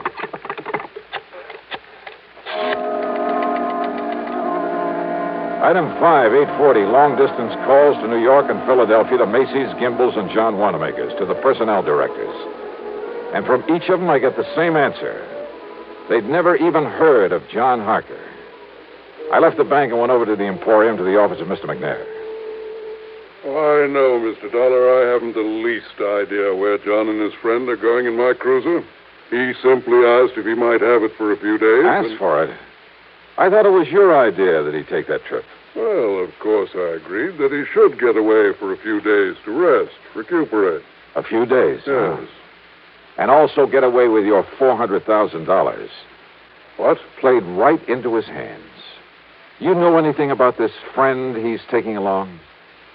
Well, I presume, being a young man with lots of lady friends. Well, I presume it's the guy who helped him with that robbery. What are you saying, Mr. Dollar? Oh, brother, how nicely things are beginning to add up around here. To begin with, it had to be somebody here in the store. And listen. I'm listening, sir. Harker told me right here in your office He told me that when old man Ellery knocked on the door of the vault room, that Harker should have known something was wrong when Ellery called to him and identified himself. Mr. Dollar. I should have known by the tone of his voice that something was wrong. Now, those were the words that Harker used. You heard him say it, too. But he was lying. Lying? Yeah. Because Ellery didn't know the robber was even there until after John had opened the door for him. You're sure of that? I'm sure. Mr. Dollar, are you trying to say that John Harker, that fine young man... I am trying to tell you that you have made an old fool of yourself, that you made your first mistake when you hired that smart young crook. I'll have you know that John came here with the highest possible recommendation. Yeah, well, Macy's and Gimbel's and the rest never even heard of him. What? So in your blind faith, you not only taught him how to stage the robbery, he and his pal, whoever he is, but now with your cruiser, you've helped him get away with it, with your money. But good heavens, Mr. Now, Dollar. if you'll just give me a hand, come up with some bright idea for finding that boat of yours somewhere out in the middle of Lake Erie. Yeah, and probably headed for some remote little port on the Canadian side of the lake. Believe me, if ever I needed a stroke of luck, it's right now.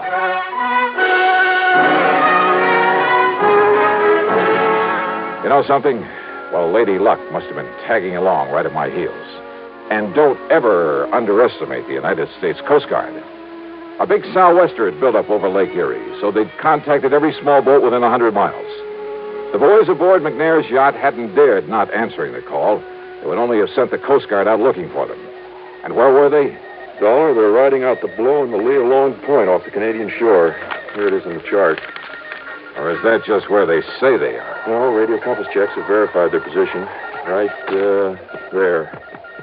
But now, Mr. Dollar... Yeah, no. That puts them in Canadian waters, doesn't it? Yeah, I'm afraid so. Which means we have no jurisdiction, no authority. Of course, our friends across the border will be glad to cooperate any way they can. I'm sure of that. Yeah, but by the time we take whatever legal procedures may be necessary... No, listen. Yes, sir? Now, off the record, unofficially, suppose I were to go out there after them myself. Oh, now, Mr. Dollar... Well, somebody has to nab them. Suppose I could find a boat and a skipper willing to weather this storm. Huh? How about that?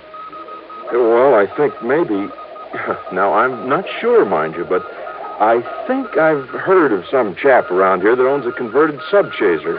Weather out any kind of a storm. Yeah? Now, of course, you understand, I'm hardly in a position to recommend that you attempt any such...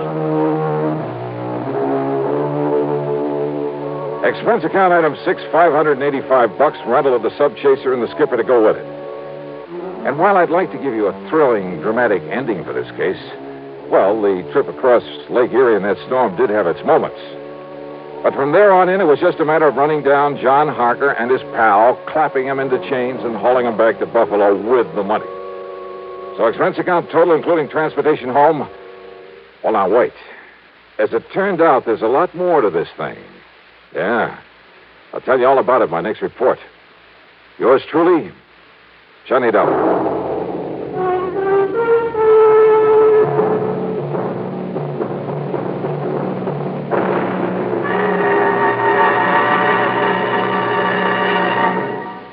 Now, here is our star to tell you about next week's story. Next week, well, as I told you, there's a lot more to this case. As a matter of fact, it turned out to be the most exciting, most dangerous assignment. Well, join us, won't you? Yours truly, Johnny Dollar.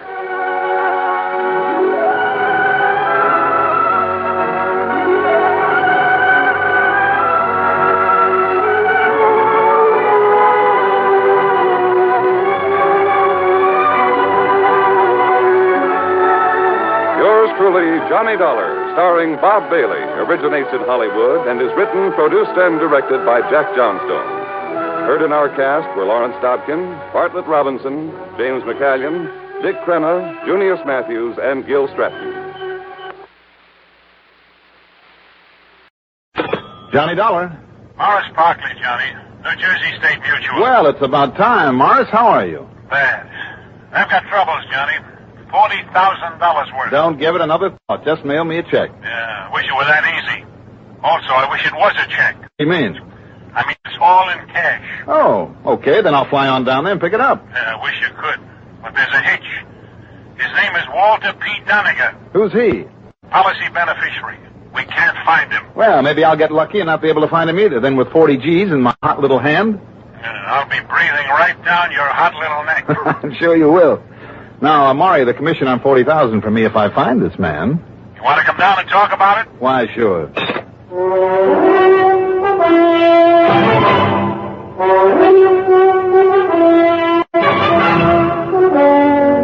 The CBS Radio Network brings you Mandel Kramer in the exciting adventures of the man with the action-packed expense account, America's fabulous freelance insurance investigator. Yours truly, Johnny Dollar.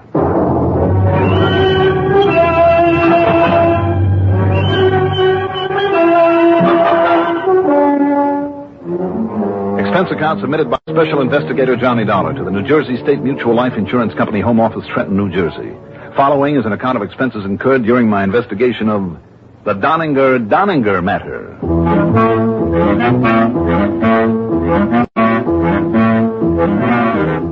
Expense account item 1, $26.90 for a cab to Bradley Field Airport, a plane to Trenton, then a taxi into Morris Parkley's office.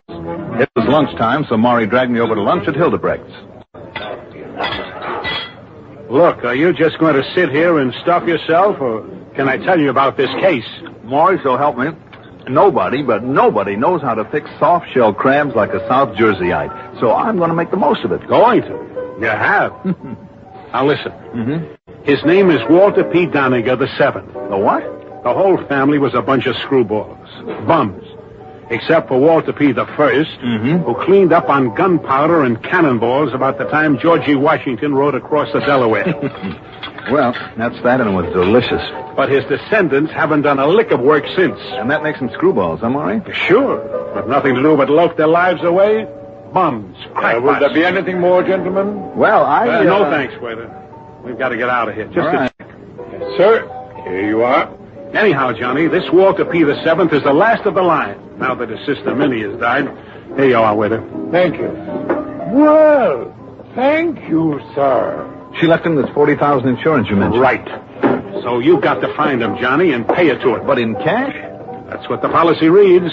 In cash, in hand. Just like that $5 tip you just gave the waiter. Right, Johnny, that's it. What? $5? Hey, wait a minute. Come on, Maury. You can tack it out of my expense account. But $5. Come on. Okay. Anyhow, that money has to be paid within 10 days of her death, Johnny. So that gives you just less than a week from now. Well, Maury, that... Otherwise, we pay him an additional $1,000 for every additional week or fraction thereof. You issued a policy like that? Not I, personally. And you call him a screwball. The point is that he's disappeared. You think he might be dodging you, Maury, just to build up his take? Possibility. I wouldn't put it beyond him. What's the address given on the policy? Addresses, Johnny. 8 of them. 8? Every time he'd move, his dying sister would give us a new one. So we listed. Well, all right, then. If she only died recently, then his last address would... No. He isn't there. And he left no word about where he'd go next. Hey, you better watch it. Yeah. All right, lights change. Come on. Well, tell me, Maury, is there any pattern to the way that he's moved around? Pattern? I hadn't thought of that. Well, you should have. May give us an answer. Yeah. Well, here's the office. We'll take a look. Right.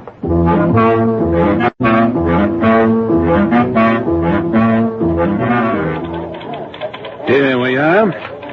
Now, he started here in Trenton. And he lived down in Atlantic City for a while. And Bloomfield, Cranford, Dumont, East Rutherford, Franklin, Gibbstown, and Highbridge. In other words, all over the state. You know, that makes any kind of a pattern, Johnny. Well, it sure does, Maury. It does? Sure. Don't you see? Atlantic City, Bloomfield, Cranford, and so on, ending up with Highbridge, right through the alphabet, Maury, from A to H. You're right. So it's easy. Wherever he's gone now begins with the letter I. If he sticks to the pattern. Yeah. But why all the wandering around? Is he running away from something, or is it just a matter of building up the insurance he'll get? I don't know. Anyhow, now, you have the answer. Find a town beginning with the letter I, if there is one, and you've got him. Yeah, thanks a lot. But which town beginning with an I, if there's more than one? Oh, yeah. I didn't think of that. You got an atlas, Maury? Yeah, sure, of course. Yeah, right in front of my nose. Help yourself. All right, now let's see. Okay, here we are. Oh, great. Now, what's the matter? Listen. Imlaystown, Indian Mills, Interlaken, Iona, Iceland, plus about a half dozen more, from one end of the state to the other. Yeah, no good. Well, it's all right with me if you want to pay me plenty of travel money to prowl around after him. Fine, that's fine. And he'd be in the very last town that you'd hit. It's a possibility. Well, I guess the only thing we can do is write the city hall in every place beginning with an I and hope he'll cooperate. Meantime, time is running out. Wait a minute. Maybe there's a better pattern for us. Well, sure, like you say, the alphabetical one. So it'll either cost that extra $1,000 a week or you'll run up too big an expense account. No, wait a minute. Look, don't you see? There's more to the pattern. Like what? And how much will it cost? Stop looking smug. Maury, I'll make you a proposition. Oh, you will? Mm-hmm. Let me try just one of these towns. This one here. Interlaken? Mm-hmm. Well, why pick that one? If I don't find Mr. Walter P. Doninger, the 7th there, you won't owe me a cent. But if I do... Yeah, then what? Then you tack an extra $1,000 out of my commission. Okay? What? Even above your expense account and all of... Okay. It's a deal. And now, Johnny... Good. Now, look. Do you mind telling me what this magical key is that you found?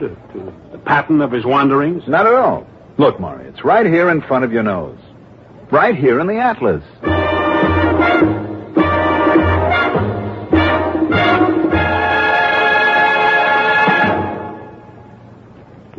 This ever happened to you?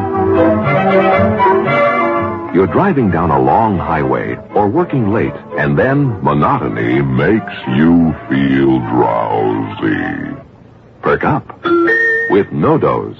No-Dose keeps you alert with the same safe refresher found in coffee. Yet No-Dose is faster, handier, more reliable. Absolutely not habit-forming. The safe way to stay alert without harmful stimulants. No-Dose.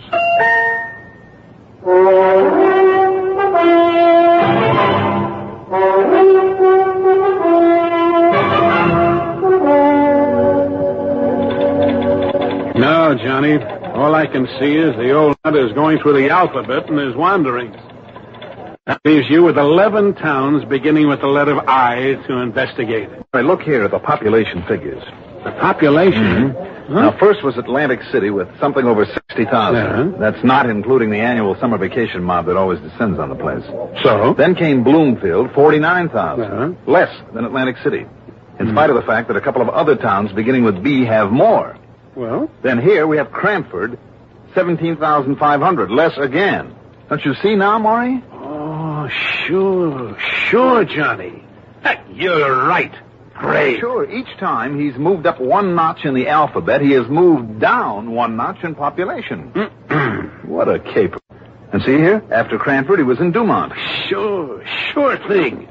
After Dumont, he could have gone to Elizabeth or East Orange or East Patterson. Yes, but they have more people than Dumont, so he picked East Rutherford with a population just under Dumont. Right. And so on, all the way to the letter H for Highbridge, the last address you have on him.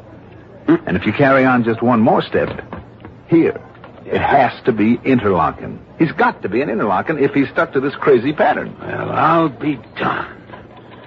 Now, you think I'm still wrong about calling him a screwball? Well, unless he's running away from something, Maury. The law, maybe? Walter P. the 7th? Never. Well, then I'd say he's kind of cute. Cute? Huh? Mm-hmm. Sure, he knows that every week you fail to pick up his trail, he puts you on the spot for another grand. I think he's bats. Maybe. But at least he's got a sense of humor. Pretty expensive one for us. Just the sort of thing you'd expect of him. Well, Maury, if the pattern holds, and it's his own gag, so he's got to play fair with it. Yeah. I will find him smugly sitting around in the town of Interlaken. Okay? Sounds fine. Great. But what if this Sherlock Holmes deduction of yours turns out to be all wrong? There's only one way to find out, Maury, isn't there? Yeah. Good luck. You'll need it.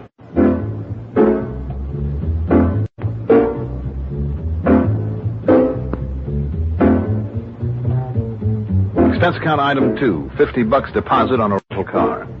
I headed east then on 33, a main highway through Heightstown, Freehold, and Ocean Grove, and then north in a roundabout way to Interlaken. A small but very nice resort town that isn't much heard of because it's so completely overshadowed by nearby Asbury Park. In trying to find a city hall, I ended up at the old New York and Long Branch Railroad Station. I pulled to a stop beside a group of men loading stuff onto a freight car.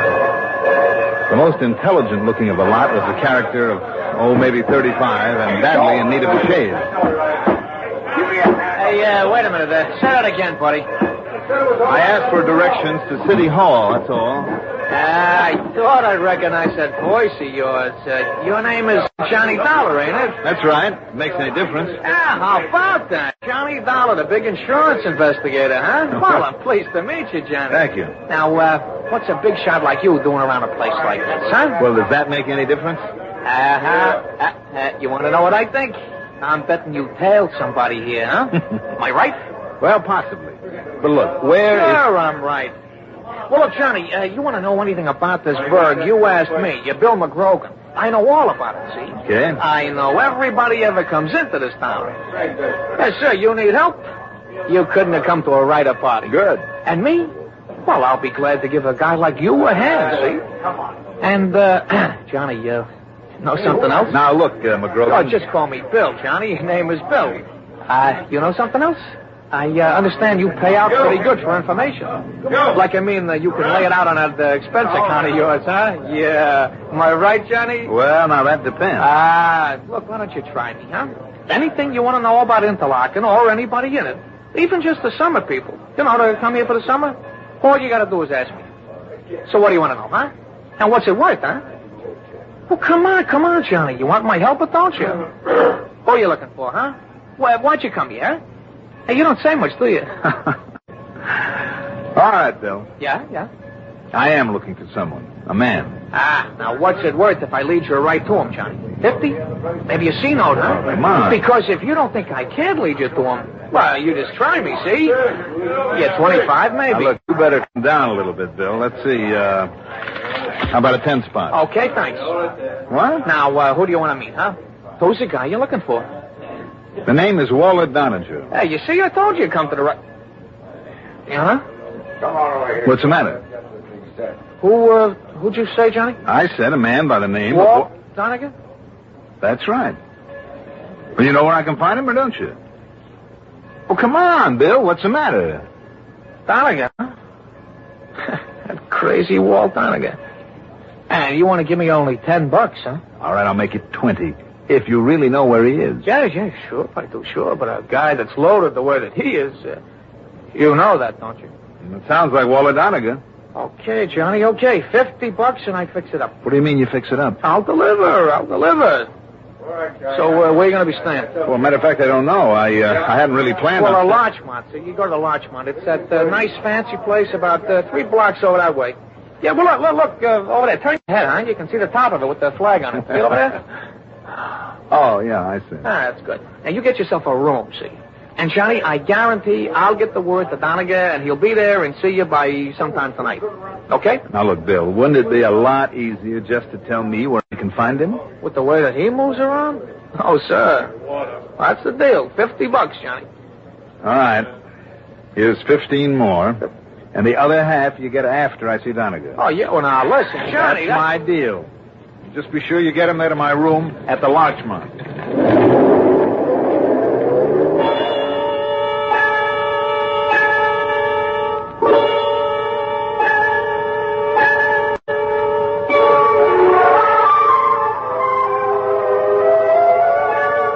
What if he shouldn't come through and bring me Donegan? Well, after all, it would go on the expense account. As soon as I'd registered at the Larchmont, I went to police headquarters and talked with a Sergeant Holloway.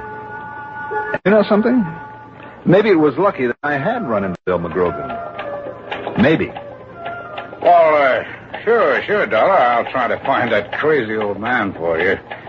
Be at the Larchmont, you say, huh? That's right. Well, the way he gets around, well, in a couple of weeks ever since he got the word of his sister passing away, he's lived in a half a dozen different rooming houses. Sometimes only 2 or 3 days in one place at a time. He is playing a cozy little game with the company. What's that? Oh, nothing. I certainly hope you can find him for me. Oh, sure. Maybe in a couple of days. Maybe in a half an hour. But I'll find them all right. I mean, sometime. Sometime, huh? Well, I'll be waiting.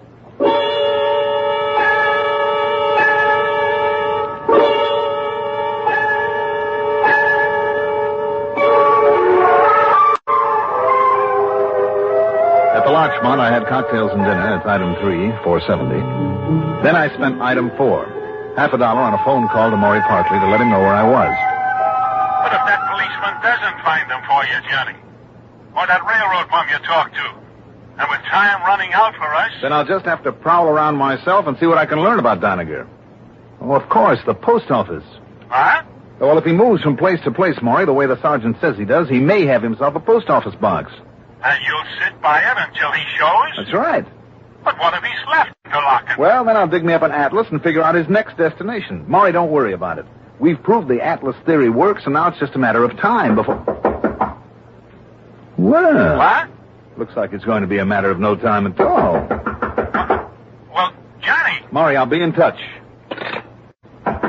Coming. Yes? Inside, buddy, and shut up. Wait a minute, what? Well, I knew they'd get you on me, Dollar, but I didn't think you'd show up this soon. Well, now look. Don't move. The gun works. Ooh. Complete with silencer, huh? That's right. So I'm not as crazy as some people think. And you're Walter Doniger? That's right. Scrappy Doniger. I'll move over there, Dollar, next to the bed. So when you fall, it won't make any noise. What do you mean, fall, Doniger? I've taken no chances with you. So from here on, Dollar, you're gonna be dead.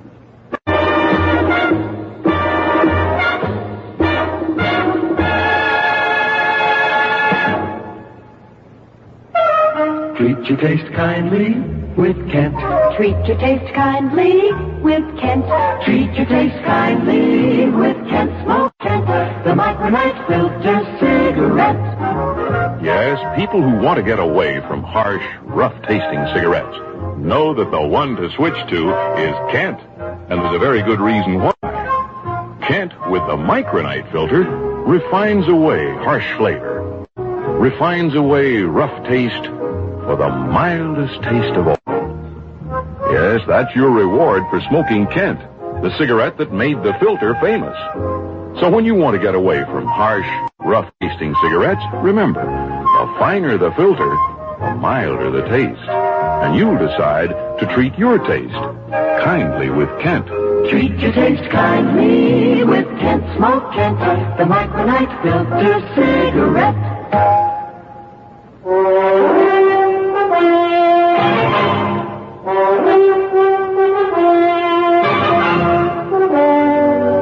Wait a minute, Doniger. You haven't even got time to say a prayer, Dollar. You said you knew I'd be after you? Why not? Pull a heist up there in Hartford? Stuff's going to be insured, isn't it? A heist? So who else would they get to look for me?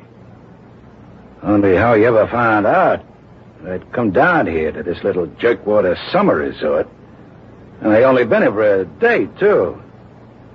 Only you pulled a boo-boo coming here, Dollar. It looks like I've pulled a couple. Yeah, wise man, you sure picked the wrong guy to buy information from. You think that Bill McGrogan was on your side? When for $100 he let me set you up this way? I see. You do, huh? Well, you're not going to be seeing for long, or hearing either.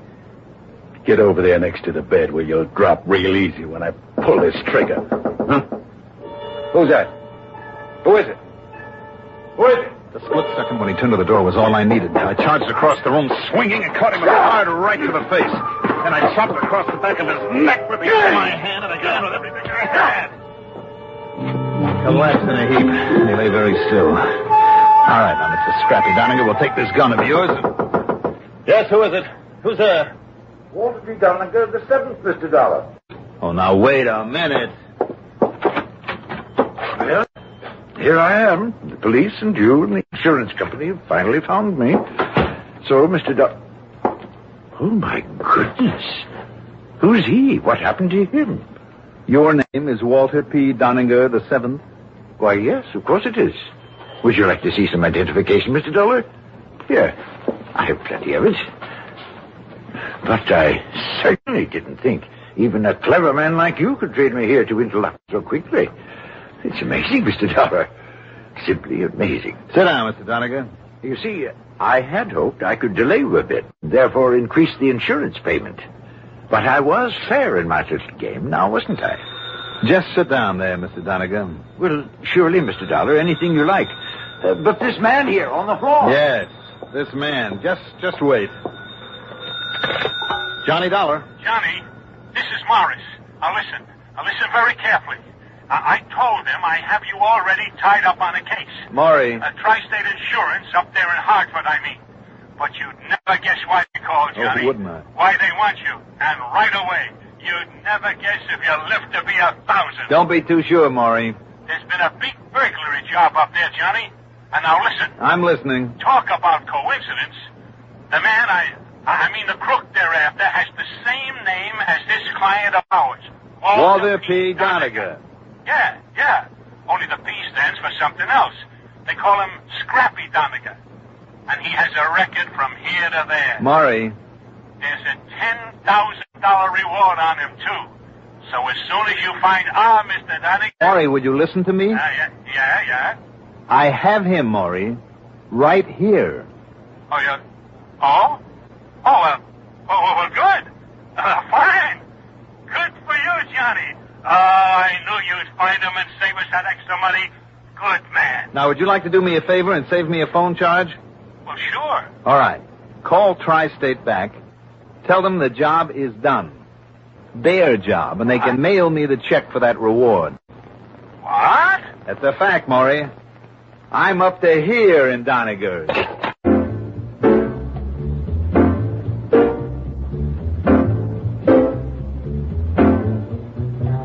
So for once, I got real lucky. And now you can see why I've called this report the Doniger matter. Expense account total, including the trip home with Scrappy Doniger in tow, $155.70 plus commission, of course, plus the extra $1,000 on Walter the Seventh. Oh, and I couldn't find Bill McGrogan again, so he'll never get that other $25. Maybe just a jail term someday for the kind of company that he keeps. Yours truly, Johnny Dollar.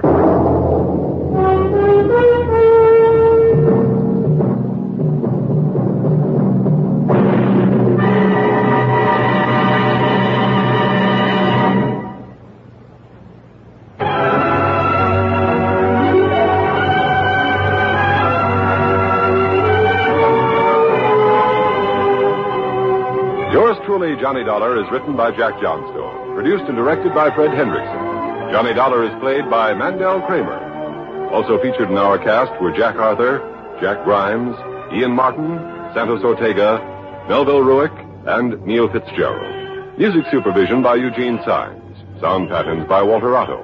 Technical supervision by Mike Shoskus. Be sure to join us next week, same time, same station, for another exciting story of yours truly, Johnny Dollar. Art Hanna speaking.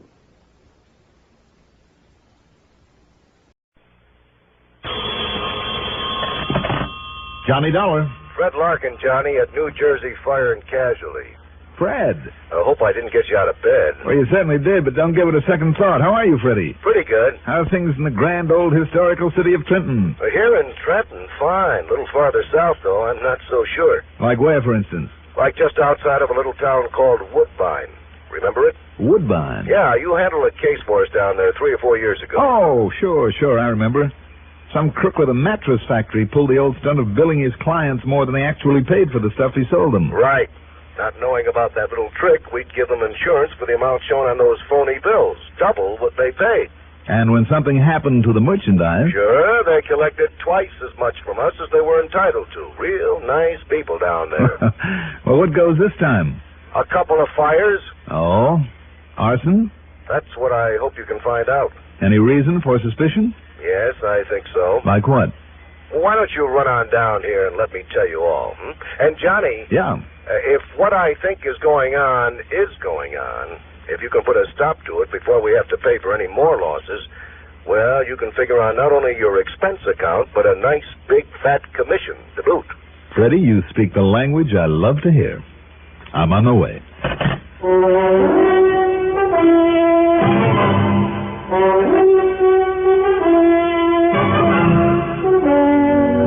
The CBS Radio Network brings you Mandel Kramer in the exciting adventures of the man with the action-packed expense account, America's fabulous freelance insurance investigator, Yours truly, Johnny Dollar.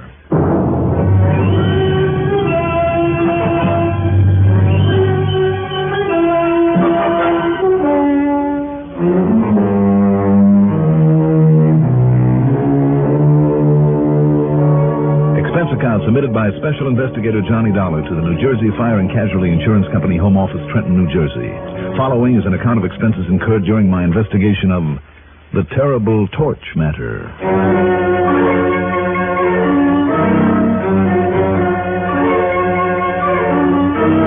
Expense account item 1, $20.50, and that covers a taxi out to Bradley Field, then plane fare to Philadelphia, PA. Item 2 was $50 deposit on a rental car.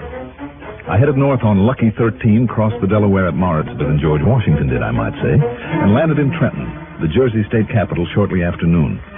Since Fred Larkin's office is right there on State Street, I made like a starving Armenian. He took the cue and hauled me over to Hildebrecht's for lunch. What makes me believe it was arson and there'll be more of it? Well, I'll tell you, Johnny. You think there'll be more of it, Freddie? Unless you can throw a monkey wrench in the works. How well do you remember Woodbine, Johnny? Oh, I don't know. It's mostly farm country down there, as I recall. That's right. And acres of sandy soil, scrub oak, and pine trees.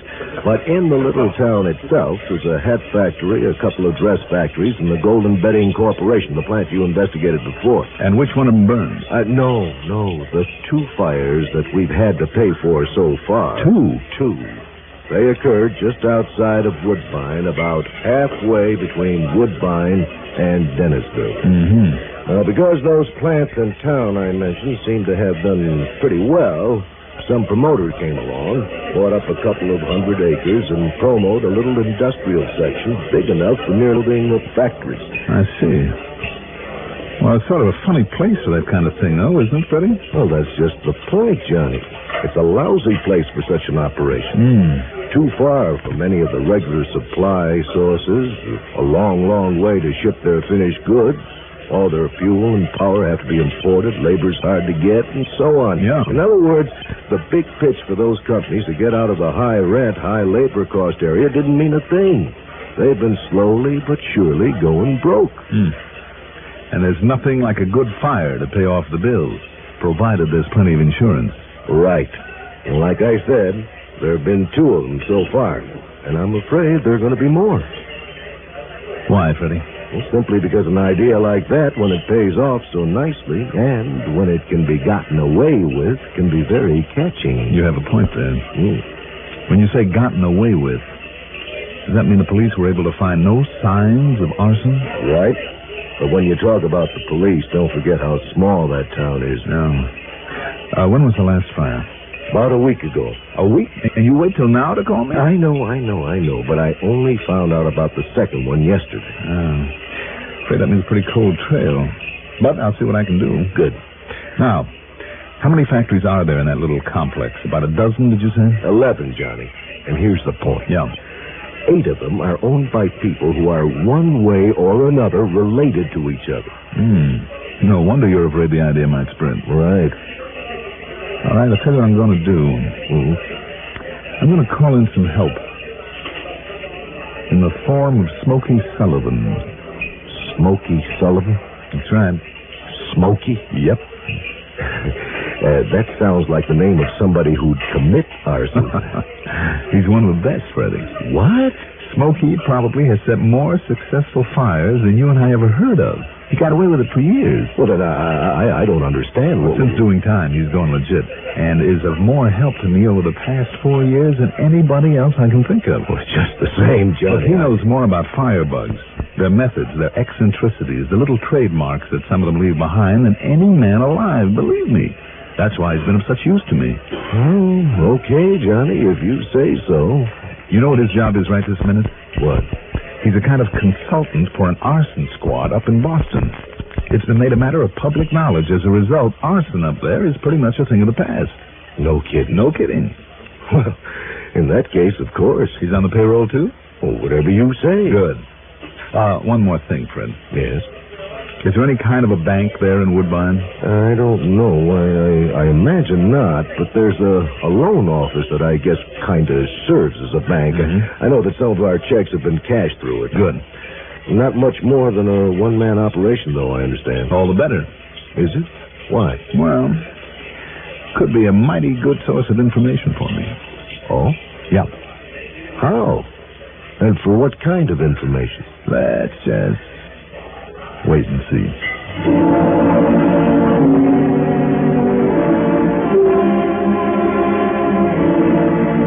Item 3 is a total of $41.40. Covers a long-winded phone call to Boston, then Smokey Sullivan's plane fare, and finally dinner and hotel accommodations for the two of us there in Trenton. Yeah, but, Johnny, where can that racket down there in South Jersey in such a little one-horse town like that? Well, why not, Smokey? Without a smart metropolitan police force to contend with, be a cinch for a good torch man. I mean, for him to get away with it. And certainly a whole string of factories, no matter how small, could promise enough loot to make it worthwhile for him. Another thing. Oh, yeah, Johnny. A lot of those plants are owned by people related to each other, who got suckered into setting up and operating in that unlikely place by some smart promoter. Now, if that family group all came from one place, like, well, from one big city, maybe that'll give us a key as to where they dug up their firebug. Who knows? Maybe that gang has used an arsonist before, or wherever they operated before. Maybe so, yeah. Smokey, the point is that if a couple of them have found out what they think is the answer to their financial troubles, the rest of them are liable to try it, right? Well, yeah, if it was arson, Johnny. That's what you've got to find out for me, okay? Yeah.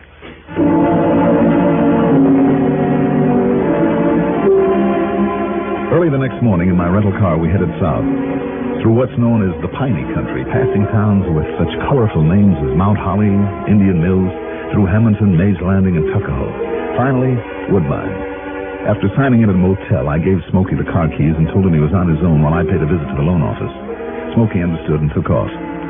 As for the loan office, it was just what Fred had thought, a one-man operation. And as for the owner, Mr. Hanley M. Becker... What's that? What? You want to know what, Mr. Dollar, did you say it is? Dollar? That's right. Johnny Dollar. What's your business here? Well, I'm a special investigator, Mr. Becker, for the company that's insured a lot of people and property down here in this section. Investigator, huh? That's right. And I want to know the financial condition of every one of the 11 factories at that little industrial complex outside of town. Well, then, why come to me? Well, don't you function as a kind of a bank for some of these people? Well, of course I do, but what's the matter with you, young man? Don't you realize that anything like that is completely confidential? Is nobody's business but the banks and the companies? Why, what kind of a banker do you think I am, huh? I'm beginning to wonder. Well, you can keep right on wondering. Besides, there aren't 11 of them out there anymore. There's only 9. Thanks to a couple of fires. Yes, blasted. And if the insurance company doesn't pay off on those fires, no, don't you worry, boy. I'll collect on those loans somehow. Then you have loaned those factory owners quite a bit of money, hmm? Well, of course I have. Of course I tell you, it's none of your business. Well, I think it is. Well, you just tell that insurance company of yours to pay off on those losses, so I can get back my money on the two that burned down. Even if those fires were set? Yes, even if they were. What? What'd you say? How do you know? Well, I don't. Well, how do you know they were? What? What was that? What? I said I don't know. Not for sure, that is. But I intend to find out. Yeah. Because if they were, Mr. Becker, and if the owners can be tied into it, or you or anybody else concerned... Me? Believe me, there will be no payment of insurance. You can bank on that. But, well, there's no insurance, and, well, then what'll happen? Well, that is to say, if they don't... well, what I mean is... And you're accusing me? No. Just calm down. Oh, yes, sure. Calm down. Well, but these things you're saying, now, Mr. Dollar... Let's take things one at a time, shall we? I said you've loaned them a lot of money. Haven't you? Well, yeah. Well, they had to pay off on the property when that promoter up north threatened to put them out of business. And what about the workers, the help? They had to build a lot of living accommodations for them, didn't they? Well, did they? From what I understand, Mr. Oh, yes, Becker... yes. You're right. There are no workers anymore. Well, that is, there's not enough workers to speak of. You mean they're out of business? Well, yes, practically. Nothing much in use out there but the warehouses where they keep their goods. It's a lot of stuff they'll probably never use now. But if they don't pay off on their loans, well, I'll just have to take over and get what I can for those plants. The ones that are left, that is. Not if they're burned down first. Not? What'd you say? Huh? Use your head, Mr. Becker. If they're burned out the way the first two were, and if we find out that there was arson involved... You really do think that there might be other fires?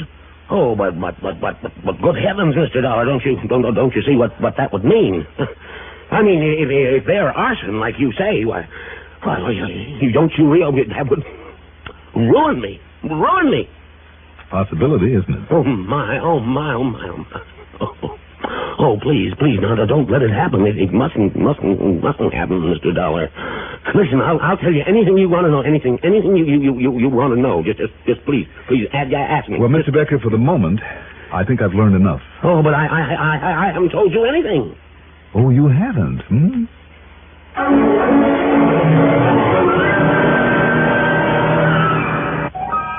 I went back to the motel and waited for Smokey to come in with a report on what he'd learned at the scene of the two fires.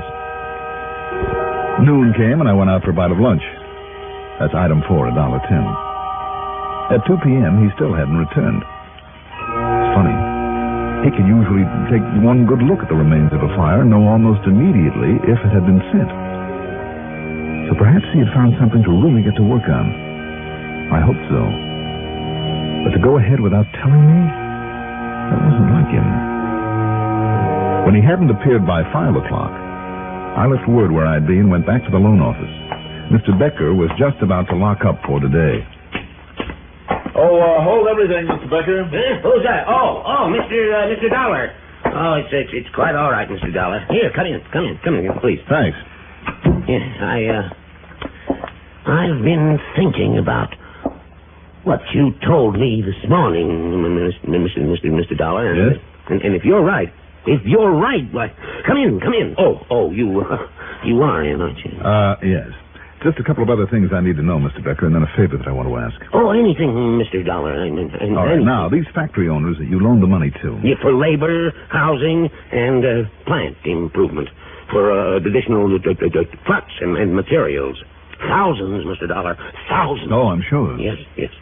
They just didn't realize, well, none of us realized that they wouldn't be able to make a go of things like the hat factory, the clothing factories here in town. Yes. These old established factories have no labor problem or a housing problem because they use people, from right here, the people here in town. Yes. Unlike these newcomers. All right, now, Mr. Becker, these newcomers, where did they come from?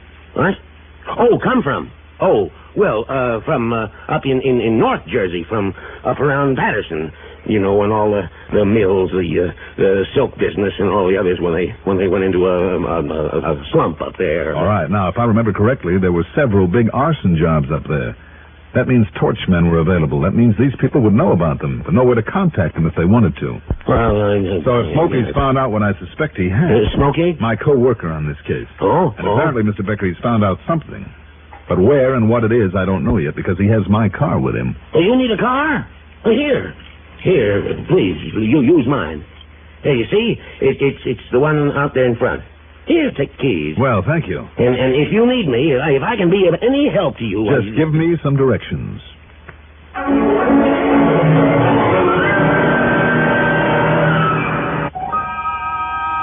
I wondered. But no, it didn't make sense. He was no actor, and his worrying excitement looked genuine. Yet, of course, you can never be sure. Following directions, I headed south on 557, and after a couple of miles, cut over toward the old Dennisville Road. And there it was. The group of 9 factories, obviously not in operation, and a couple of storage buildings, warehouses, all with weeds growing up around them. The same applied to a group of cottages. Shacks would be a better word, scattered out among some pine trees nearby. And then I saw my rental car, not beside one of the burned-out buildings, but next to a big, windowless warehouse. There was no sign of Smokey Sullivan, but a metal side door on that storage building was open. Had he found another setup for a fire there inside of it? Well, there was one way to find out.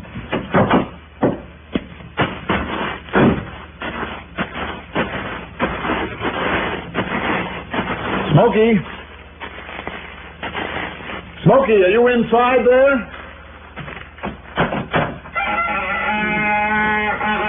Smokey? You in here? What if there's a light switch around here somewhere? Smokey. Smokey. Smokey, can you hear me? Are you still alive? Smokey. Good Lord.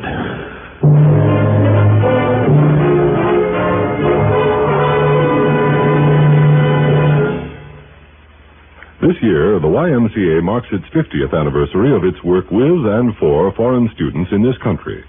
This is just one of the countless valuable services the Y performs in your community. Right now, during National YMCA Week, your local Y invites everyone, boys and girls, young men and women, and family groups of all races and creeds, to join in its activities. The Y also needs volunteer leaders. Get more out of life. Join and support your YMCA.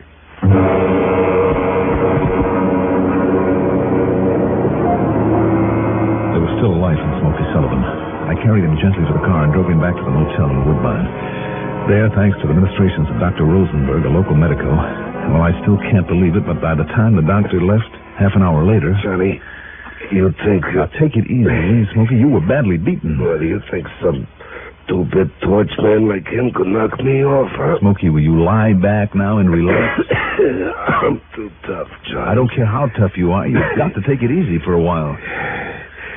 It was Pete. What? Pete Larison, Johnny. Larison? Yeah, from up in Patterson. Oh? Yeah. It all ties together. Why did he do this to you, Smokey? Does Pete Larison know that you're working with me now? Well, I guess he thought I was trying to muscle in his territory. But if he saw you go there, Johnny, and if he knows who you are... Well, how could he? Well, you think he wouldn't? They all do. Oh, Johnny. Now, listen. If you know him, if you know what he looks like, as soon as we get you back on your feet... Look, better yet, just give me a description of him. No, listen to me. Tonight, he's gonna fire that warehouse tonight. Tonight? Yeah, and listen... Well, it's after dark right now. I better get going. Johnny... Smokey, I want you to settle back and rest. About the other, Johnny. Forget it. If I stop him on this one, there won't be any others. No, what I mean by the other...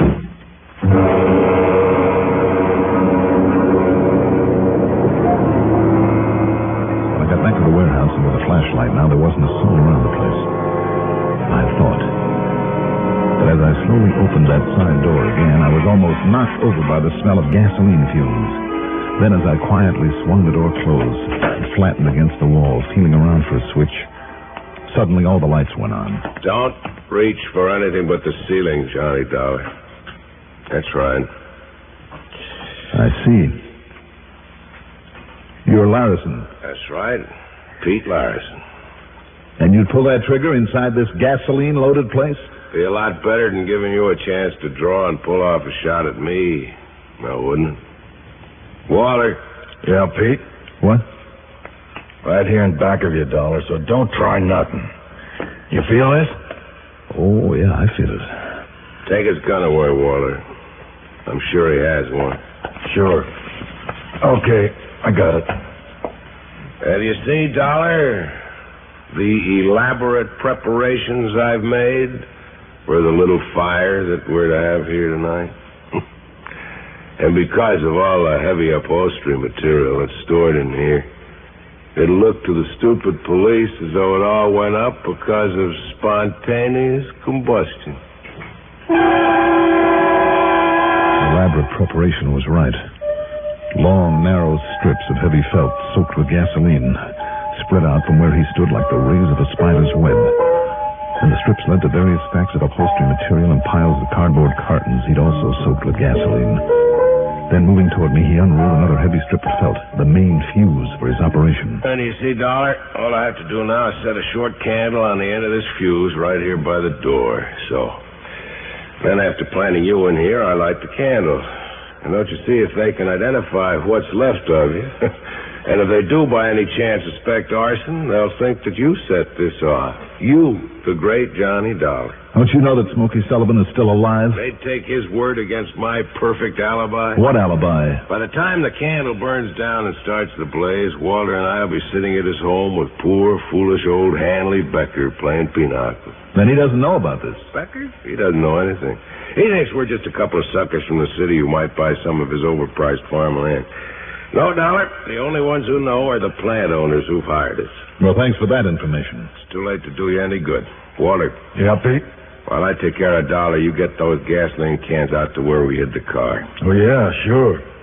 Just these two of them, ain't there? Yeah, now go ahead. Sure. Things happened much faster than I can tell you about it. As Walter holstered his gun and turned to pick up the gasoline cans, I shifted my weight, and then as he passed in front of me and kicked open the door, I spun around against it. Grabbed away one of the cans, threw it over at Pete, and rolled out the door tight against the ground. And that's where Pete made his big mistake. In that room full of gasoline fumes, he pulled off a couple of shots. And went up.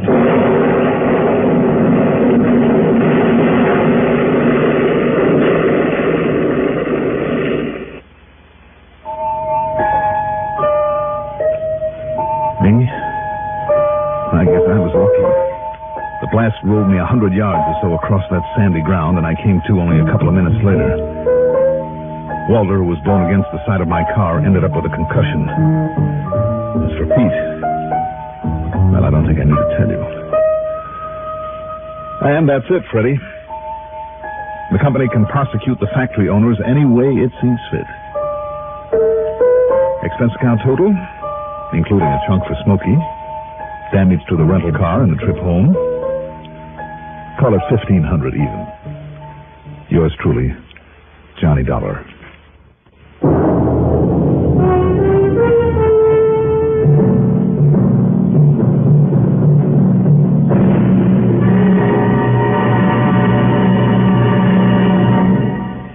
Now, here is our star to tell you about next week's story. Next week, the biggest blunder that I've ever made.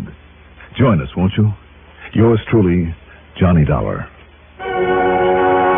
Yours truly, Johnny Dollar, is written by Jack Johnstone, produced and directed by Bruno Zerato Jr., music supervision by Ethel Huber. Johnny Dollar is played by Mandel Kramer. Also featured in our cast were Leon Janney as Hanley Becker, Sam Gray as Fred Larkin, Mason Adams as Pete Larison, Larry Haynes as Smokey Sullivan, and James Dimitri as Walter. Be sure to join us next week, same time, same station, for another exciting story of Yours truly, Johnny Dollar. This is Art Hanna speaking. Get the news firsthand and in full, the expanded CBS News on CBS Radio Network. Johnny Dollar. Dollar, this is Adolph Dorfman at Amalgamated Life Association. Oh, yes, Mr. Dorfman. Where the devil have you been? I've been trying to get you for days. Well, I've been out of town, sir, in Las Vegas on a special assignment. Never mind. Just get yourself over to this office, Dollar, and right away. Well, now, Mr. Just Dorfman... what do you think you're up to, anyway? This is absurd. This is ridiculous. If you say it is, I'm sure it must be. Of course it is. Do you mind telling me what you mean by it? The Cleet Martin case. What did you think I was talking about? I wasn't quite sure. But don't tell me you have solved it and just haven't bothered reporting to me. No, Mr. Dorfman, I have not solved it as yet, but I think I'm on the right track. You think? You think, don't you know? No, because there is one possible clue to be checked out before I can be certain. Yes? Certain of what? That it actually is a clue to that murder. What? Do you mean to say you've been wasting valuable time and a lot of company money on just theories about that killing? That you haven't really accomplished a thing? Mr. Dorfman... Oh, that's ridiculous. And what about this expense account you've sent in and the fact it's marked incomplete, no total given? Does that mean I'm to expect another one? Yes, it does, Mr. Dorfman. Maybe more than one by the time I'm through. Oh, that's ridiculous. Whatever gave you the idea we'd pay you before the case is closed? Why do you expect us to pay you now? I don't. Then why send in these itemized expenses? Because you yourself demanded I send in my expense account on Friday of each week, whether complete or not. Now look here. Some of these items you've listed, these charges you've run up. When it's all over, all wrapped up, I'll be glad to explain every one of them to you. Not a bit of it, Dollar. You get yourself on over here and start explaining them now. Why, I've been trying to reach you for days. As I tried to tell you, Mr. Dorfman, If you have anything to tell me, you can say it to my face, not waste my time on this telephone. Well, you coming over here? I certainly am.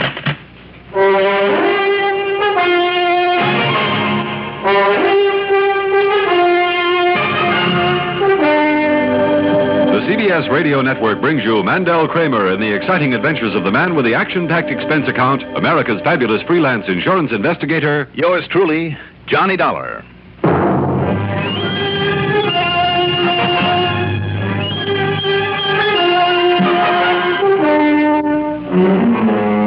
Expense account submitted by Special Investigator Johnny Dollar to Amalgamated Life Associates, Home Office, Hartford, Connecticut. Following is an account of expenses incurred during my investigation of the Wayward Gun matter.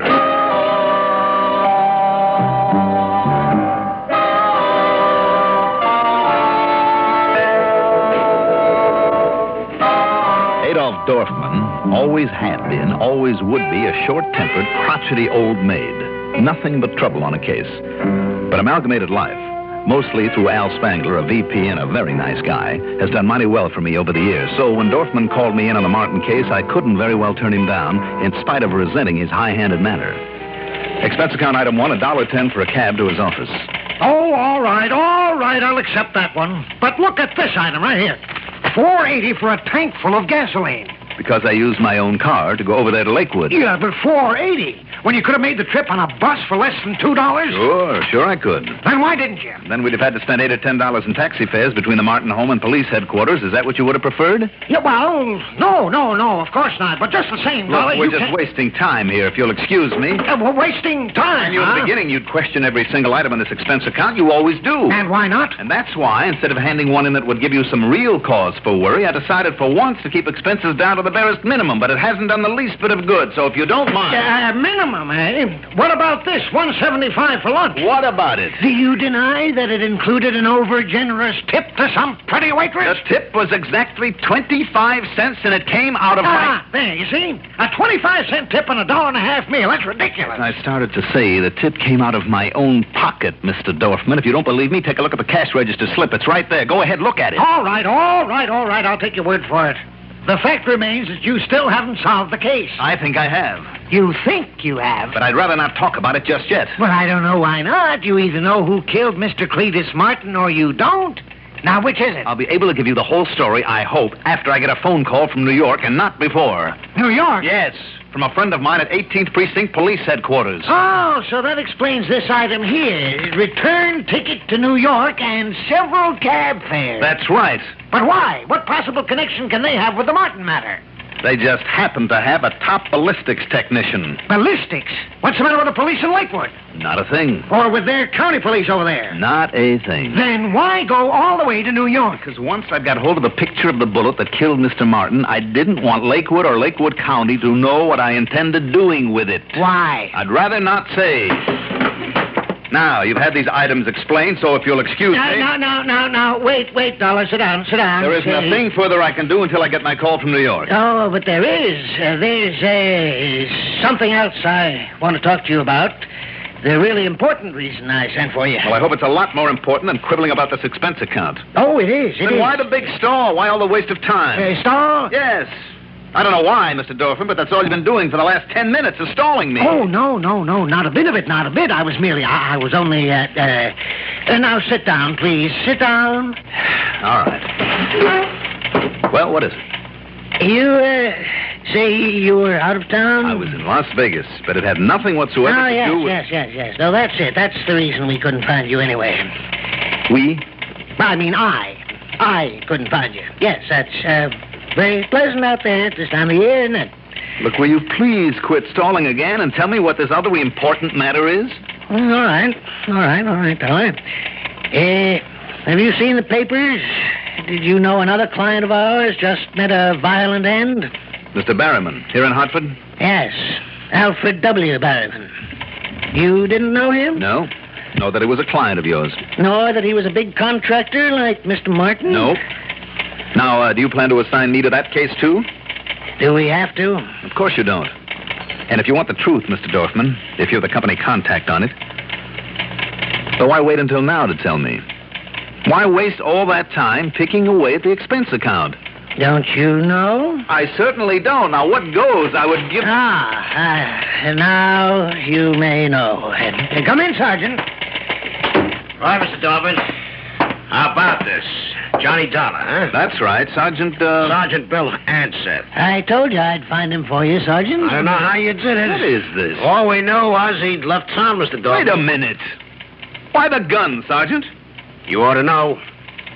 Up on your feet, Dollar. You mind telling me what this is all about? Just hand me your gun, Dollar, that nice big 38 you carry. Well, what's the matter? I'm sure I don't know. It's for my 38. I don't happen to have it on me at the moment. I know. What? Because we got it. Dollar, serial number and all down at headquarters. And maybe that's the reason I'm holding you on suspicion of murder.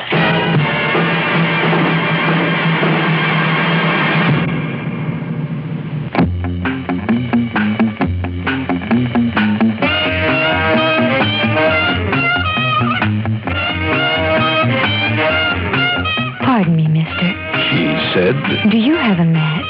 the old gag. Sure, I said. Do you have a cigarette? She had one. Newport filter cigarettes. We lit up. Some smoke. Finest rich tobacco flavor I'd ever tasted. Real tobacco, the way I like 'em. The right touch of menthol and just a hint of mint. A great combination. She suggested. Makes Newport more refreshing to begin with. More refreshing all the way. She wasn't kidding. Been smoking 'em ever since. Newport filter cigarettes.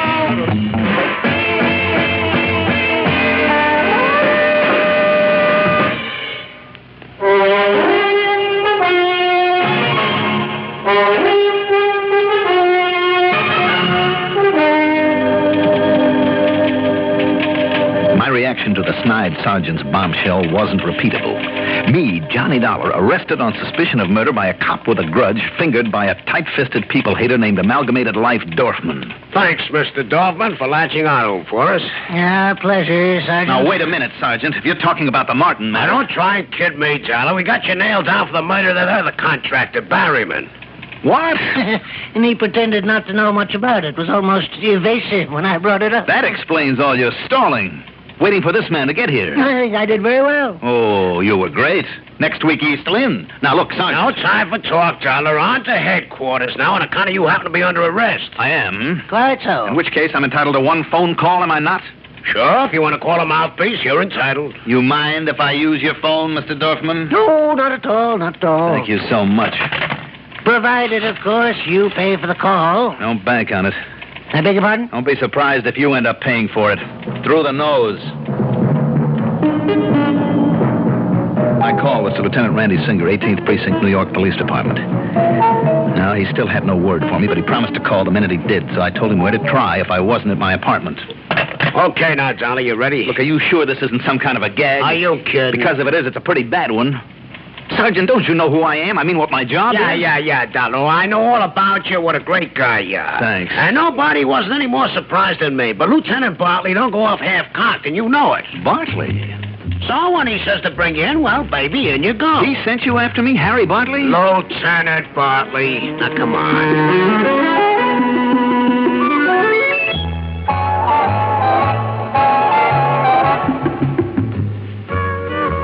Okay, now, Lieutenant, you want me to book him now, lock him up? In a couple of minutes, Sergeant. Yes, sir. Well, Johnny? I'll say this for you, Harry. Yeah? When you pull a boner, you really do. Wasn't that one of the gentlemen of the press outside there? Yep, no doubt he's on the phone to his paper right now. Harry, this is ridiculous. Is it? You know me better than to think I could have killed this Barryman, is it? When your own gun was found beside the body, when a bullet from it killed him... Just let me handle this, Sergeant. Yes, sir. Look at the facts, Johnny. You've been on the Martin case up in Lakewood, haven't you? That's right. But you've been stalling on it. But there is reason for that. He even left town, went to Vegas, presumably on another investigation. It was on another investigation. Would you like some verification? No, I'll take your word for it. Thanks a lot. But you found no real clue to the Martin murder, did you? Have you forgotten the micro photo of the bullet that you got for me? No, but you didn't tell me why, Johnny. Why'd you want that? Because maybe it was his gun did that killing. Sergeant. So he figured on changing the barrel. So the markings wouldn't look like that bullet. Okay, Sergeant. Yes, sir, yes. Let me go on, Johnny. Please do. Then Barrowman got killed here in Hartford. And he's also a contractor bidding on that redevelopment project there in Lakewood County. Is there a tie-up, Johnny? Are you kidding, Lieutenant? Sergeant. Don't you say there's some other contractor wants that business and hires Dollar to knock him off. Well, Johnny? Harry, if you'll get rid of Big Mouth here for a couple of minutes. Hey, now, just a minute, baby. Okay, Sergeant. I'll call you when I want you. But didn't you hear when he just called me? Yes, I heard. Just close the door quietly. Go on. Yes, sir. All right now, Harry. I've held out on things, but for good reason. Don't you know about the rotten political situation up there in Lakewood? Well, I've heard some things. Well, then you know the contracting job on that redevelopment project is going to be one big, juicy plum for somebody. I know. And who gets it depends, unfortunately, on one man. On one politician whose own brother just happens to be in the contracting business. Do you know the man I mean? This Mr. Politics I'm talking about? Yes, I'm afraid I do. And he's powerful enough to make things pretty rough for you or me or anybody else who might cross him. Are you saying that he might have killed Martin? Exactly. Killed off one of his brother's competition. And the same for Barrowman's death? Yes. And for the same reason. Because there is no doubt that Mr. Barrowman or Mr. Martin could have underbid Mr. Dirty Politics' brother if they stayed alive. So with that in mind, I call on on this politician. On what excuse, Johnny? Just to suggest some possible changes in his insurance. He fell for it and he let me in. And Harry, there in his study on the wall, he had quite a collection of guns. Most of them flintlocks, very old and very well cared for. Flintlocks? But I also spotted one half hidden behind some books on a shelf that was a dead ringer for the gun I always carry. Same make, same model, same caliber and finish. Oh? So by the simple device of dropping a lighted cigarette into his wastebasket, starting a little fire, well, while he was throwing it outside, I switched guns on him. Why, Johnny? So that I could have his checked against the microphoto you gave me of the bullet that killed Mr. Martin. Checked there in Lakewood? Oh, no. Why not? Because if my hunch was wrong, Harry, and if it got around, that man could make more trouble, could hurt more people than you or I ever dreamed of. And his first target would be the Lakewood police who made the checkup. You can be thankful that you don't have that kind of politics to contend with. I am. But if you're right, if his gun matches that bullet? Then he's through, Harry. The big construction job will be handed out legitimately. And more important, Lakewood and Lakewood County will be clean for the first time in years. And you'll have your killer. Yes, if this story of your switching guns is true. If it's true? Yeah.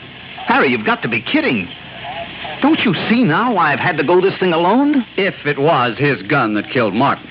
If not, the story about your gun, why it was used for the Barrowman killing, is going to sound pretty fishy. What do you mean? Johnny, we know only one thing. It was your gun that killed Alfred Barrowman. And I've told you why. Yeah, but what if the tests show your gun also killed Martin? Harry, that's impossible. When Martin died, I had my gun in my own possession. That's exactly what I mean. Now, wait a minute. Sergeant, answer. Harry, will you wait a minute? Yeah, Lieutenant. You can lock him up now. What? Yes, sir. It'll be a pleasure. Only first I better book him, hadn't I? Oh, just leave that to me. Harry, you're out of your ever-loving mind. Am I? Come along, Dollar. Hey, shut up.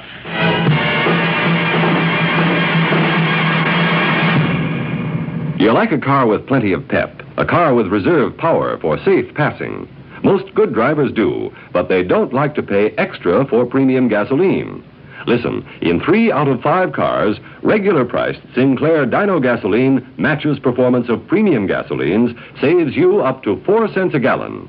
Almost anywhere you see the Sinclair Dinosaur sign, you can save up to 4 cents a gallon with Dino. Drive with care and buy Sinclair Dino gasoline.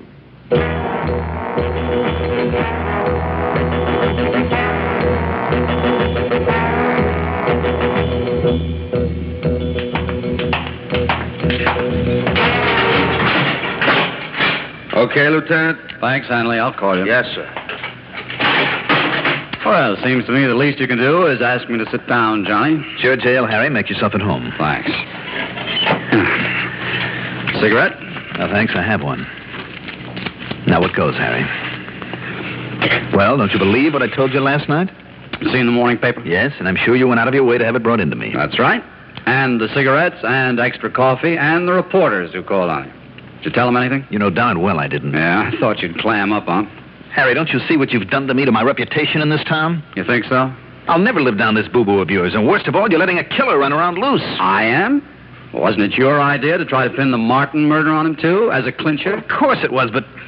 Look, Harry, will you listen to me? Sure, if you think it'll do you any good. Now, I'm expecting a call. A very important one. Yeah? From where? From whom? Well, you wouldn't like it if I told you, because I didn't contact you instead. But I had to stay away from this territory to prevent even the remotest possibility of a leak. But if you'll let me out long enough to take that call when it comes in, and I told him to try to reach me here... Don't you mean if it comes in? No, I mean when. It'll be a ballistics report on the gun. His gun. As compared to the photo of that bullet that killed Martin. But what if they don't tell you what you've hoped for? Harry, don't you see there is still a matter of my gun? I know. Well, don't you believe what I told you about it, about the switch?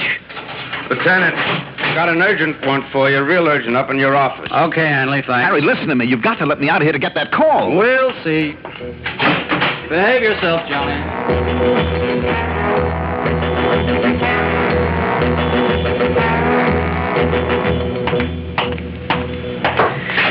Well, what is it this time, Hanley? I don't get it, Dollar, but out you go. Well, thank you. Come on, I'll lead the way. You mind telling me where we're going? Sure. Up to Lieutenant Bartley's office. Phone call for me? Gee, how should I know? Come on, let's find out. This could be very important. Now, take it easy, huh? My feet hurt. Hey, listen. Yeah. Tell me one thing. How come a smart man like you didn't get a lawyer to spring you? Only one reason. I know you're Lieutenant Bartley a little better than he thinks. Huh? At least I hope I do, because if I don't, if he's pulled the boo-boo, it looks as though he's pulled. Well, come on in, Johnny. I have a little surprise for you. Oh, that's all, Hanley, and thanks. Yes, sir. Now, this had better be good, Harry. Believe me, Johnny, it is. Oh, sit down. Thanks, but that's all I've been doing for the last 15 hours. Listen. Now, that urgent call I got when I had to leave you a couple of hours ago? Yeah. Well, it was a phone call for you. Randy Singer in New York? Have you forgotten he's an old friend of mine, too? But look here. See, this is a transcript of his call. Let me see. Kind of proves you were right, Johnny. It was that gun of Mr. Dirty Politics that killed Cletus Martin. I knew it, Harry. It had to be. And, of course, that gives full credence to what you told me about switching with him. And that means that he also killed Alfred Barrowman. No doubt about it. So, once again, Johnny, one of your crazy hunches paid off. That hunch was based on plenty of known facts. Anyway, you're a hero again. Oh, some hero after spending a night in the clink, after being booked in a murder charge? My name is Mudd. Booked? Well, certainly, by you. Well, it's funny, I must have forgotten to. What? Yeah, so if you want to sue me for holding you illegally... Oh, if I had any sense, I probably would. But now, would you make with a good reason for all this, Harry? Well, it's a trick I learned a long time ago from a fellow. A man I've admired for a long time, Johnny. You. Me? Yeah, I suspected Mr. Dirty Politician, too. As would anybody who really knew about his methods and his machinations. All his shady deals up there in Lakewood. So, stealing a page from your book, I decided that the best way to throw him off, make him careless, keep him around here feeling smug, was to broadcast that we had absolute proof of your guilt. Uh-huh. And don't you see, with not only the papers, but even the boys here on the force believing it, well, he couldn't possibly smell a rat. As a result, instead of running away, well, we picked him up right here in Hartford. Well, that's all very fine for you, Harry. And when I faced him with a report on his gun that killed Martin, and then told him about the switch with your gun that he then used on Barrowman, well, believe it or not, Johnny, and so help me, you could have knocked me over with a feather. I was that surprised. Yeah. Johnny, this smart, clever old crook got so rattled, so completely confused, he broke down and made a full confession. Congratulations, Harry. You have made a real hero of yourself. Of myself? But I just wonder how long it's going to take me to live down that phony newspaper story. But you have, Johnny, you have. I have, huh? Sure. And just wait till you see that afternoon edition. Giving you full credit for the whole stunt. Oh? That's right, Johnny. The only hero on this case is you. Well, now, wait a minute. I mean, after all, Harry, you're the one who wrapped it all up. Oh, yeah? But where would I be if you hadn't laid all the groundwork? If I hadn't got the idea for this little trick from some of those cases of yours? Absolutely nowhere. No, Johnny, it's yours. All yours.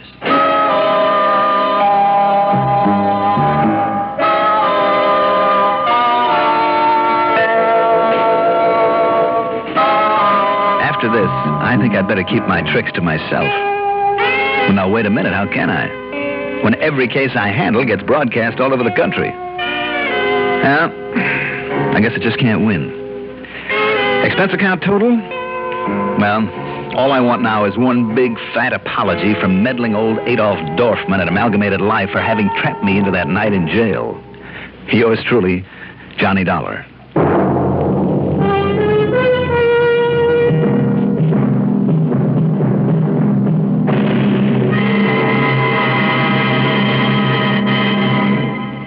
Now, here is our star to tell you about next week's story. Next week, San Francisco, and a ship. A most unusual ship. Join us, won't you? Yours truly, Johnny Dollar.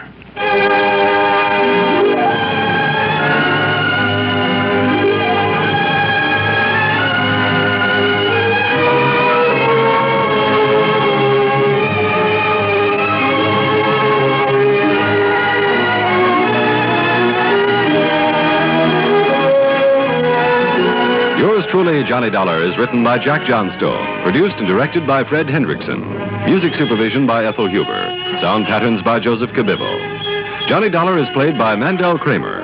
Also featured in our cast were Robert Dryden as Adolf Dorfman, Ralph Bell as Sergeant Anseth, Martin Blaine as Lieutenant Bartley, and Nat Polan as Hanley the Guard.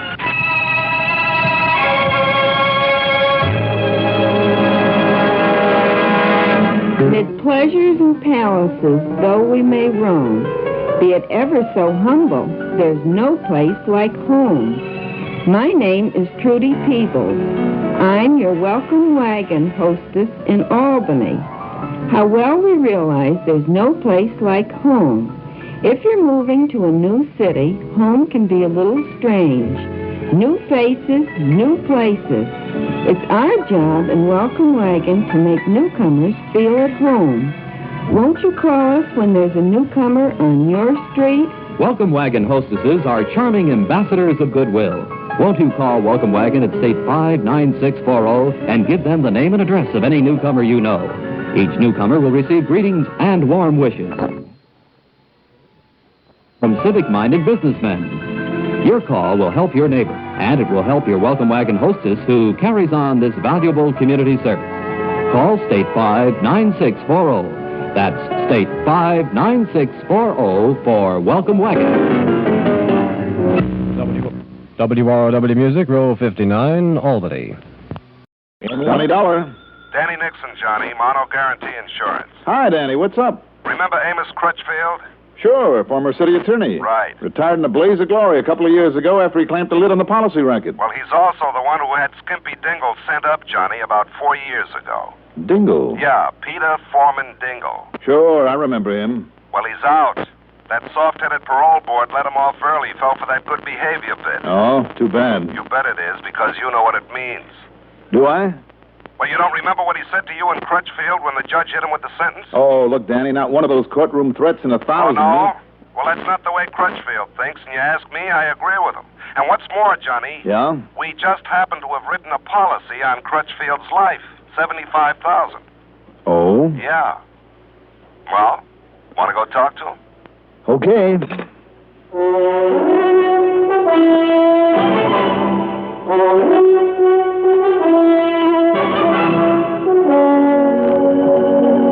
The CBS Radio Network brings you Mandel Kramer in the exciting adventures of the man with the action-packed expense account. America's fabulous freelance insurance investigator, yours truly, Johnny Dollar.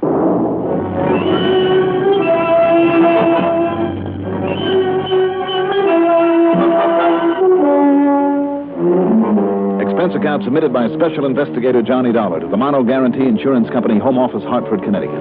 Following is an account of expenses incurred during my investigation of The Skimpy Matter.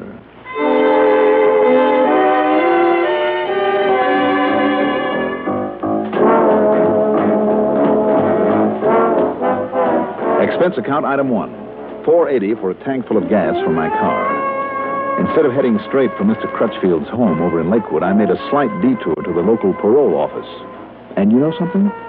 I'd have been perfectly content to stay there and forget all about Amos Crutchfield, because the parole officer I talked to turned out a little different than I'd expected. We got the official notice of Peter Foreman Dingle's release just this morning, Mr. Dollar. It's Johnny, Miss Barlow. Sure. My name's just plain old Mary. Well, now, the name may be plain, but, Yes? perhaps we'd better talk about Skimpy Dingle first, hmm? Well, there isn't really too much to tell you, because he hasn't reported into it. You have no local address for him? No. Well, that's too bad. That was really my reason for stopping by. Speaking of addresses, though, Mary... Well, I'll be glad to let you know as soon as he does check in. Good. And meantime, Johnny? Yes? Be careful, huh? Why do you say that? Because of what he said in court. That could apply to you as much as to Mr. Crutchfield, you know. Oh, I doubt it. Would you like to act as my bodyguard? You know something, Johnny? You're pretty fresh. My mother... I know. But did she tell you how come a man like Skimpy Dingle got out so soon? I mean, after all, the parole board is a pretty intelligent group. His older brother, Johnny. Hmm? Percy Dingle. He's a psychologist of sorts, the bookworm type. Oh? It's Percy who kept Skimpy out of jail on a lot of earlier, lesser charges. I see. And you think he convinced the parole board? I'm sure of it. A man like that who can toss around 7-syllable technical terms can be pretty convincing. Apparently it's worked before. Maybe. Do you have his address? Yes, I think so. Let's see. Oh, yes, here it is. The Kingston Plaza on Walnut Avenue. Good. But why bother with him? You won't like him. A couple of reasons, Mary. If Skimpy is in these parts, Percy ought to know where. That's true. What's the second reason, Johnny? Well, if Percy, a psychologist, has any influence over him, and apparently he does, maybe together we can show him the light. Thanks, Mary. I'll see you again.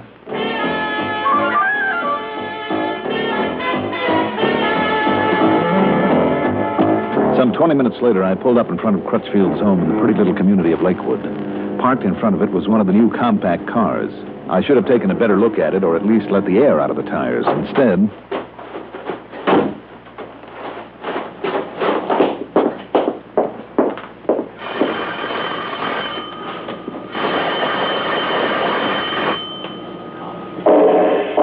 Hey. Mr. Crutchfield? Mr. Crutchfield! One way to get in there. Mr. Crutchfield? Hello, Mr. Oh, Lord, listen. Mr. Crutchfield, can you hear me? Can you hear me? Who did this? Who did this to you? Too late.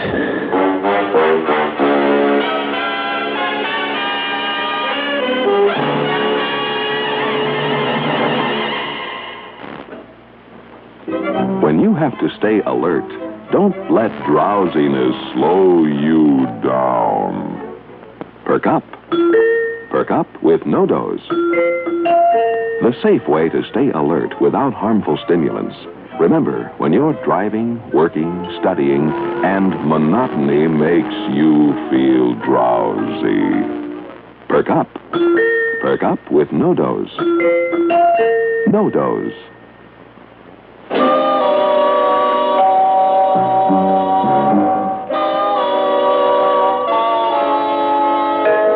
Though unconscious, Amos Crutchfield was still alive. Whoever had done it had broken into one of the windows there in the den, fired the shots, and left by the window all in a matter of seconds. One of the bullets had creased the old man's skull, but how the other missed his heart, I'll never know. As I carefully lifted him up onto a couch, I heard the car I'd seen pull away. I cursed myself for not having made note of its license, but I hadn't. And to try to pick it out from all the hundreds, perhaps thousands like it in that area would be impossible. Come on, operator, come on. Operator. Operator, listen, my name is Johnny Dollar. Oh, yes, Mr. Dollar. I'm at the home of Mr. Amos Crutchfield, and we need a doctor here right away. It's an emergency. Well, I believe that Dr. Edwards usually takes care of him. All right, call him, get him over here, and then get hold of the police. Police? Yes. Tell them to get here immediately.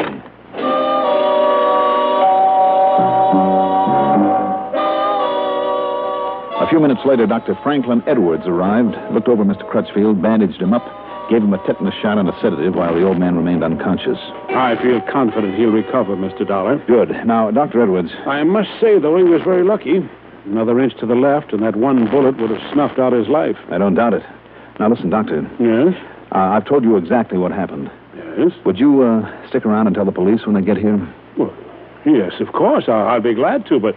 Well, are you leaving now, Mr. Dollar? You bet I am.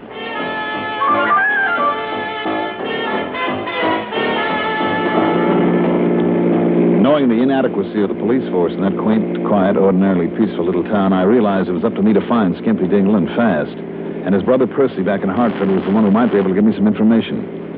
But exactly 2 blocks later, as I approached an intersection with a stop sign on the cross street, a car came barreling out of it and heading straight for me. The devil's the matter with you? Didn't you see the stop sign? Skimpy, put down that gun. Oh, yeah? Well, here's for you!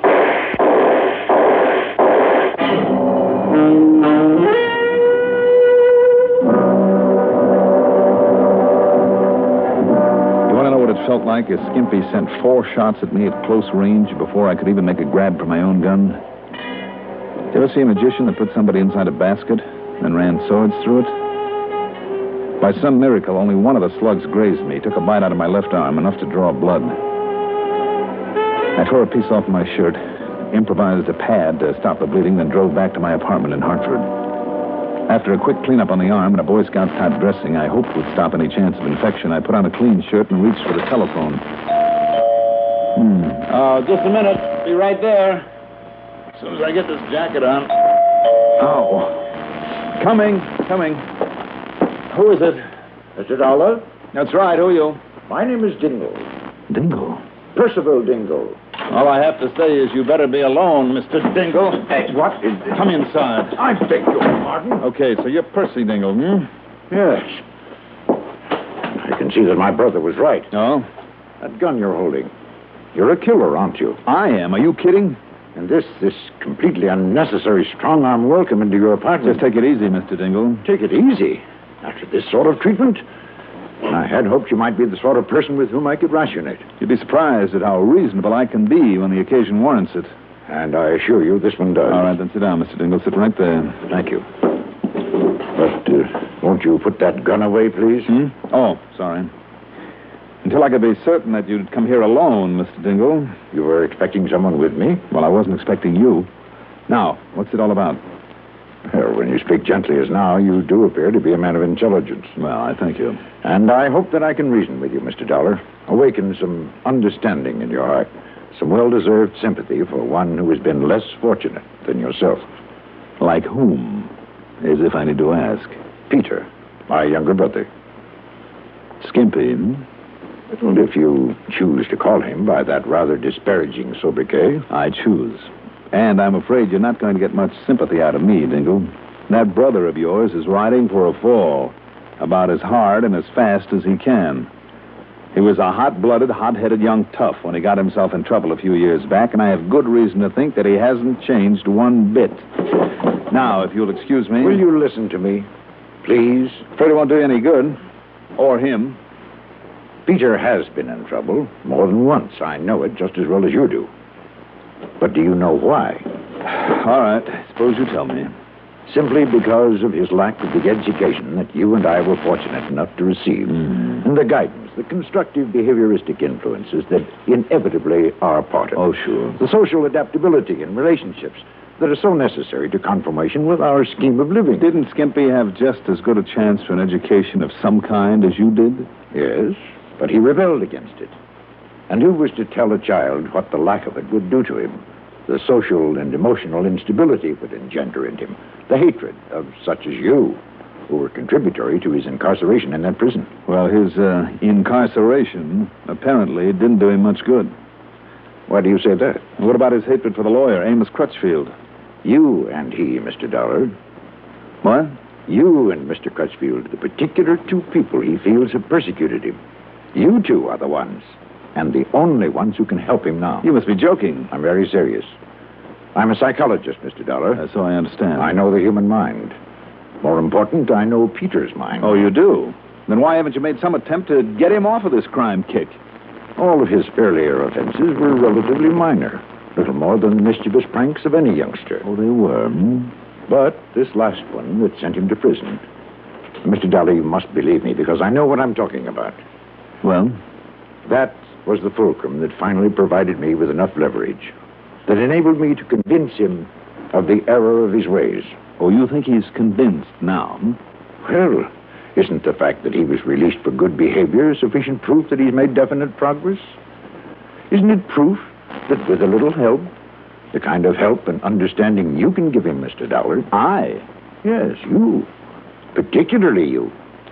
Because up until now, Mr. Dollar, you have been a symbol of only one thing to him. Persecution. I see. And what about Amos Crutchfield? That doddering old fool? You must be joking. Do you think that he could understand that a man so narrowed in his regard for a boy who made a mistake that he persuaded the judge to impose a completely unjust sentence on Peter?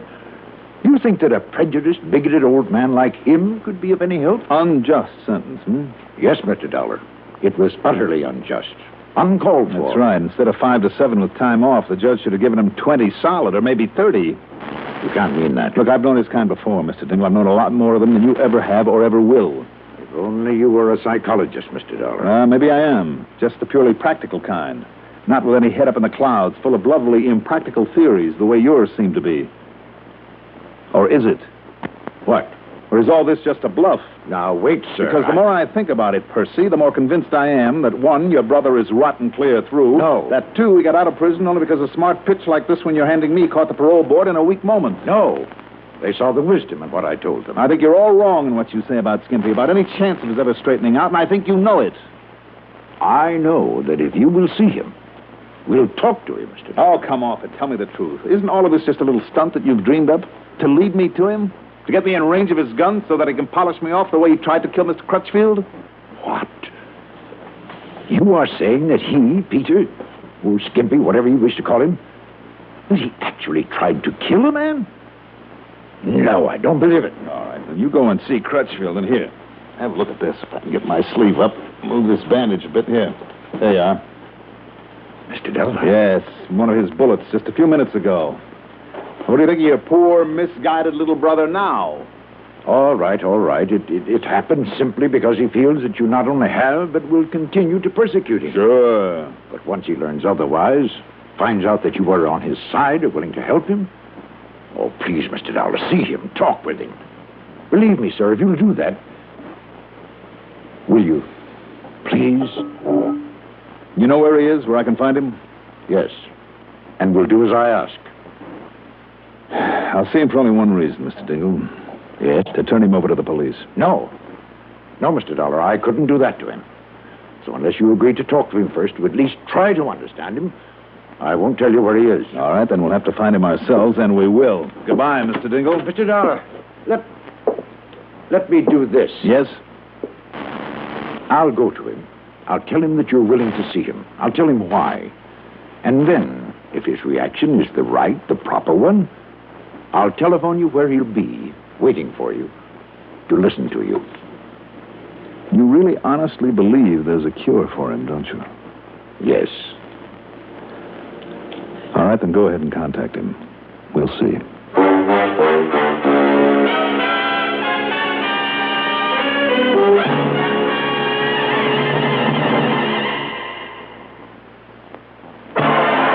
Newport filter cigarettes. Newport menthol cigarettes. A hint of mint makes the difference. So fresh that you know the difference. There's soft smoking with cool menthol. It's so refreshing while you're smoking Newport filter cigarettes. While you're smoking a Newport, remember this hint. Coolness of menthol, freshness of mint. Best of tobaccos, flavor that's bright. Smoking a Newport, smoking is right. so refreshing while you're smoking Newport filter cigarettes. Newport filter cigarettes. Newport.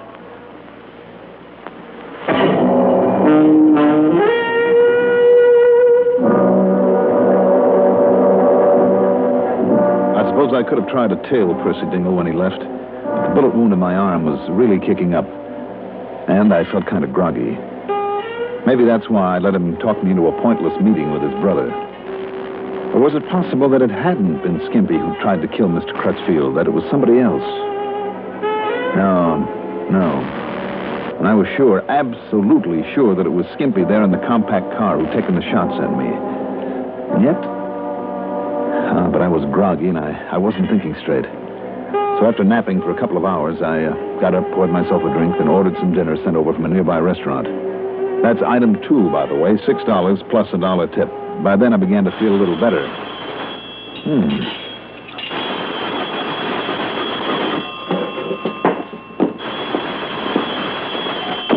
Johnny Dollar. This is Percy Dingle, Mr. Dollar. Well? I told you my faith in him is entirely warranted. You think so? I'm certain of it, more certain than ever. He's waiting for you now. I'll bet he is.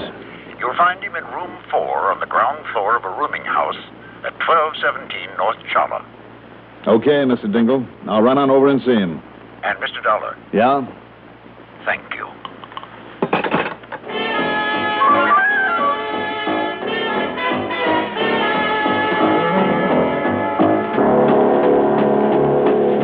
So I drove to 1217 North Chala. Apparently, Skimpy was the only one home in the rather decrepit-looking old boarding house. Through the open window of his room, I could see him slowly pacing the floor, his head down, thoughtfully, a finger to his lips, the perfect picture of a repentant man. Nonetheless, after entering the building, before knocking on his door, from well at one side of the door frame, I drew my gun. Yes, who is it? Johnny Dollar. Oh, yes, I'm glad you've come. Just in case. No, you didn't need to kick it open, Mr. Dollar. You blame me for taking no chances, Skimpy? No, sir, I guess I can after what I... Oh, look, you can put your gun away, too, honest. Sure, why not? But just remember that it'll still be handy. Look, you gotta believe me, you got no worries, Mr. Dollar. You see, my brother was here all afternoon, and he told me about talking to you. Well, then? Listen, Dollar, and I mean it. I was wrong, see? I was all wrong. I mean, when I tried to shoot you there in your car, and I'm awful glad I missed. Honest. Well, I'm kind of glad you're such a lousy shot, but what about Mr. Crutchfield? Oh, I only hope and pray the old guy will live. Don't you see, Dollar, I was wrong. I mean, all along, too, but I didn't know it, you see? I mean, I couldn't believe it. Until I seen you come in the door here just now and to help me. Just like my brother promised you would. Skimpy, I promised him only one thing. That if he'd tell me where to find you, I'd turn you over to the police. No, look, don't you understand? I understand your brother's living in a dream world. No, Dollar, that isn't what I mean. What do you mean? Well, I mean, he is. Sure, he is. You better make up your mind. Well, I mean, that's why the dope was stupid enough to get you here. Right here, where I can't miss. You're still a lousy shot. That was a big mistake, Skimpy. Okay, so I missed you. Get up on your feet. Okay. You win, I guess. Sit down over there. A chair against the wall. Okay. What else can I do? Not a thing. Your little act wasn't good enough. Now stay there while I pick up this gun of yours. Don't bother, Dollar. What? Don't move another step. You hear me? Don't move. I see. Yeah. You see. But now face around the other way. Go on! I had a feeling you might get rough when I pulled that gun. So I had this other one, see? And, Dollar, it's aimed right for the back of your head.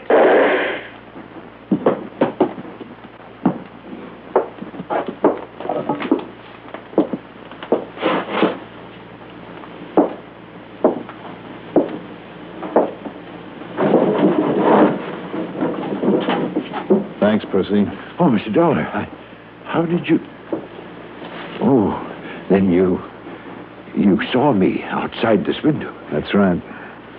And you knew that I would pull this trigger before he could... After you'd seen what he was up to?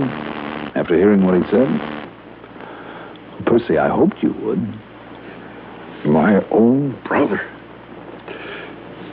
Did I kill him, Mr. Dollar? No, Pussy.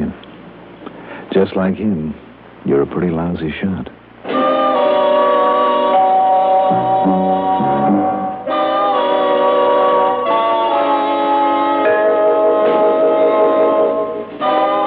Skimpy? And without his brother's support anymore, he'll be lucky if he ever gets out of the pen. Percy, well, I hope he never forgets his lesson in practical psychology. Expense account total, $10.80. Yours truly, Johnny Dollar.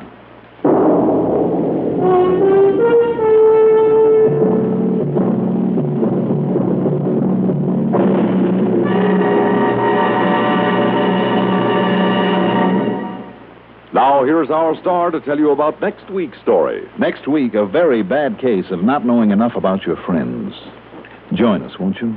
Yours truly, Johnny Dollar. Do you like a car with plenty of pep? A car with reserve power for safe passing? Most good drivers do, but they don't like to pay extra for premium gasoline. Listen, in 3 out of 5 cars, regular price Sinclair Dino gasoline matches performance of premium gasolines. Save up to 4 cents a gallon. Almost anywhere you see the Sinclair dinosaur sign, you can save up to 4 cents a gallon with Dino. Drive with care and buy Sinclair Dino gasoline.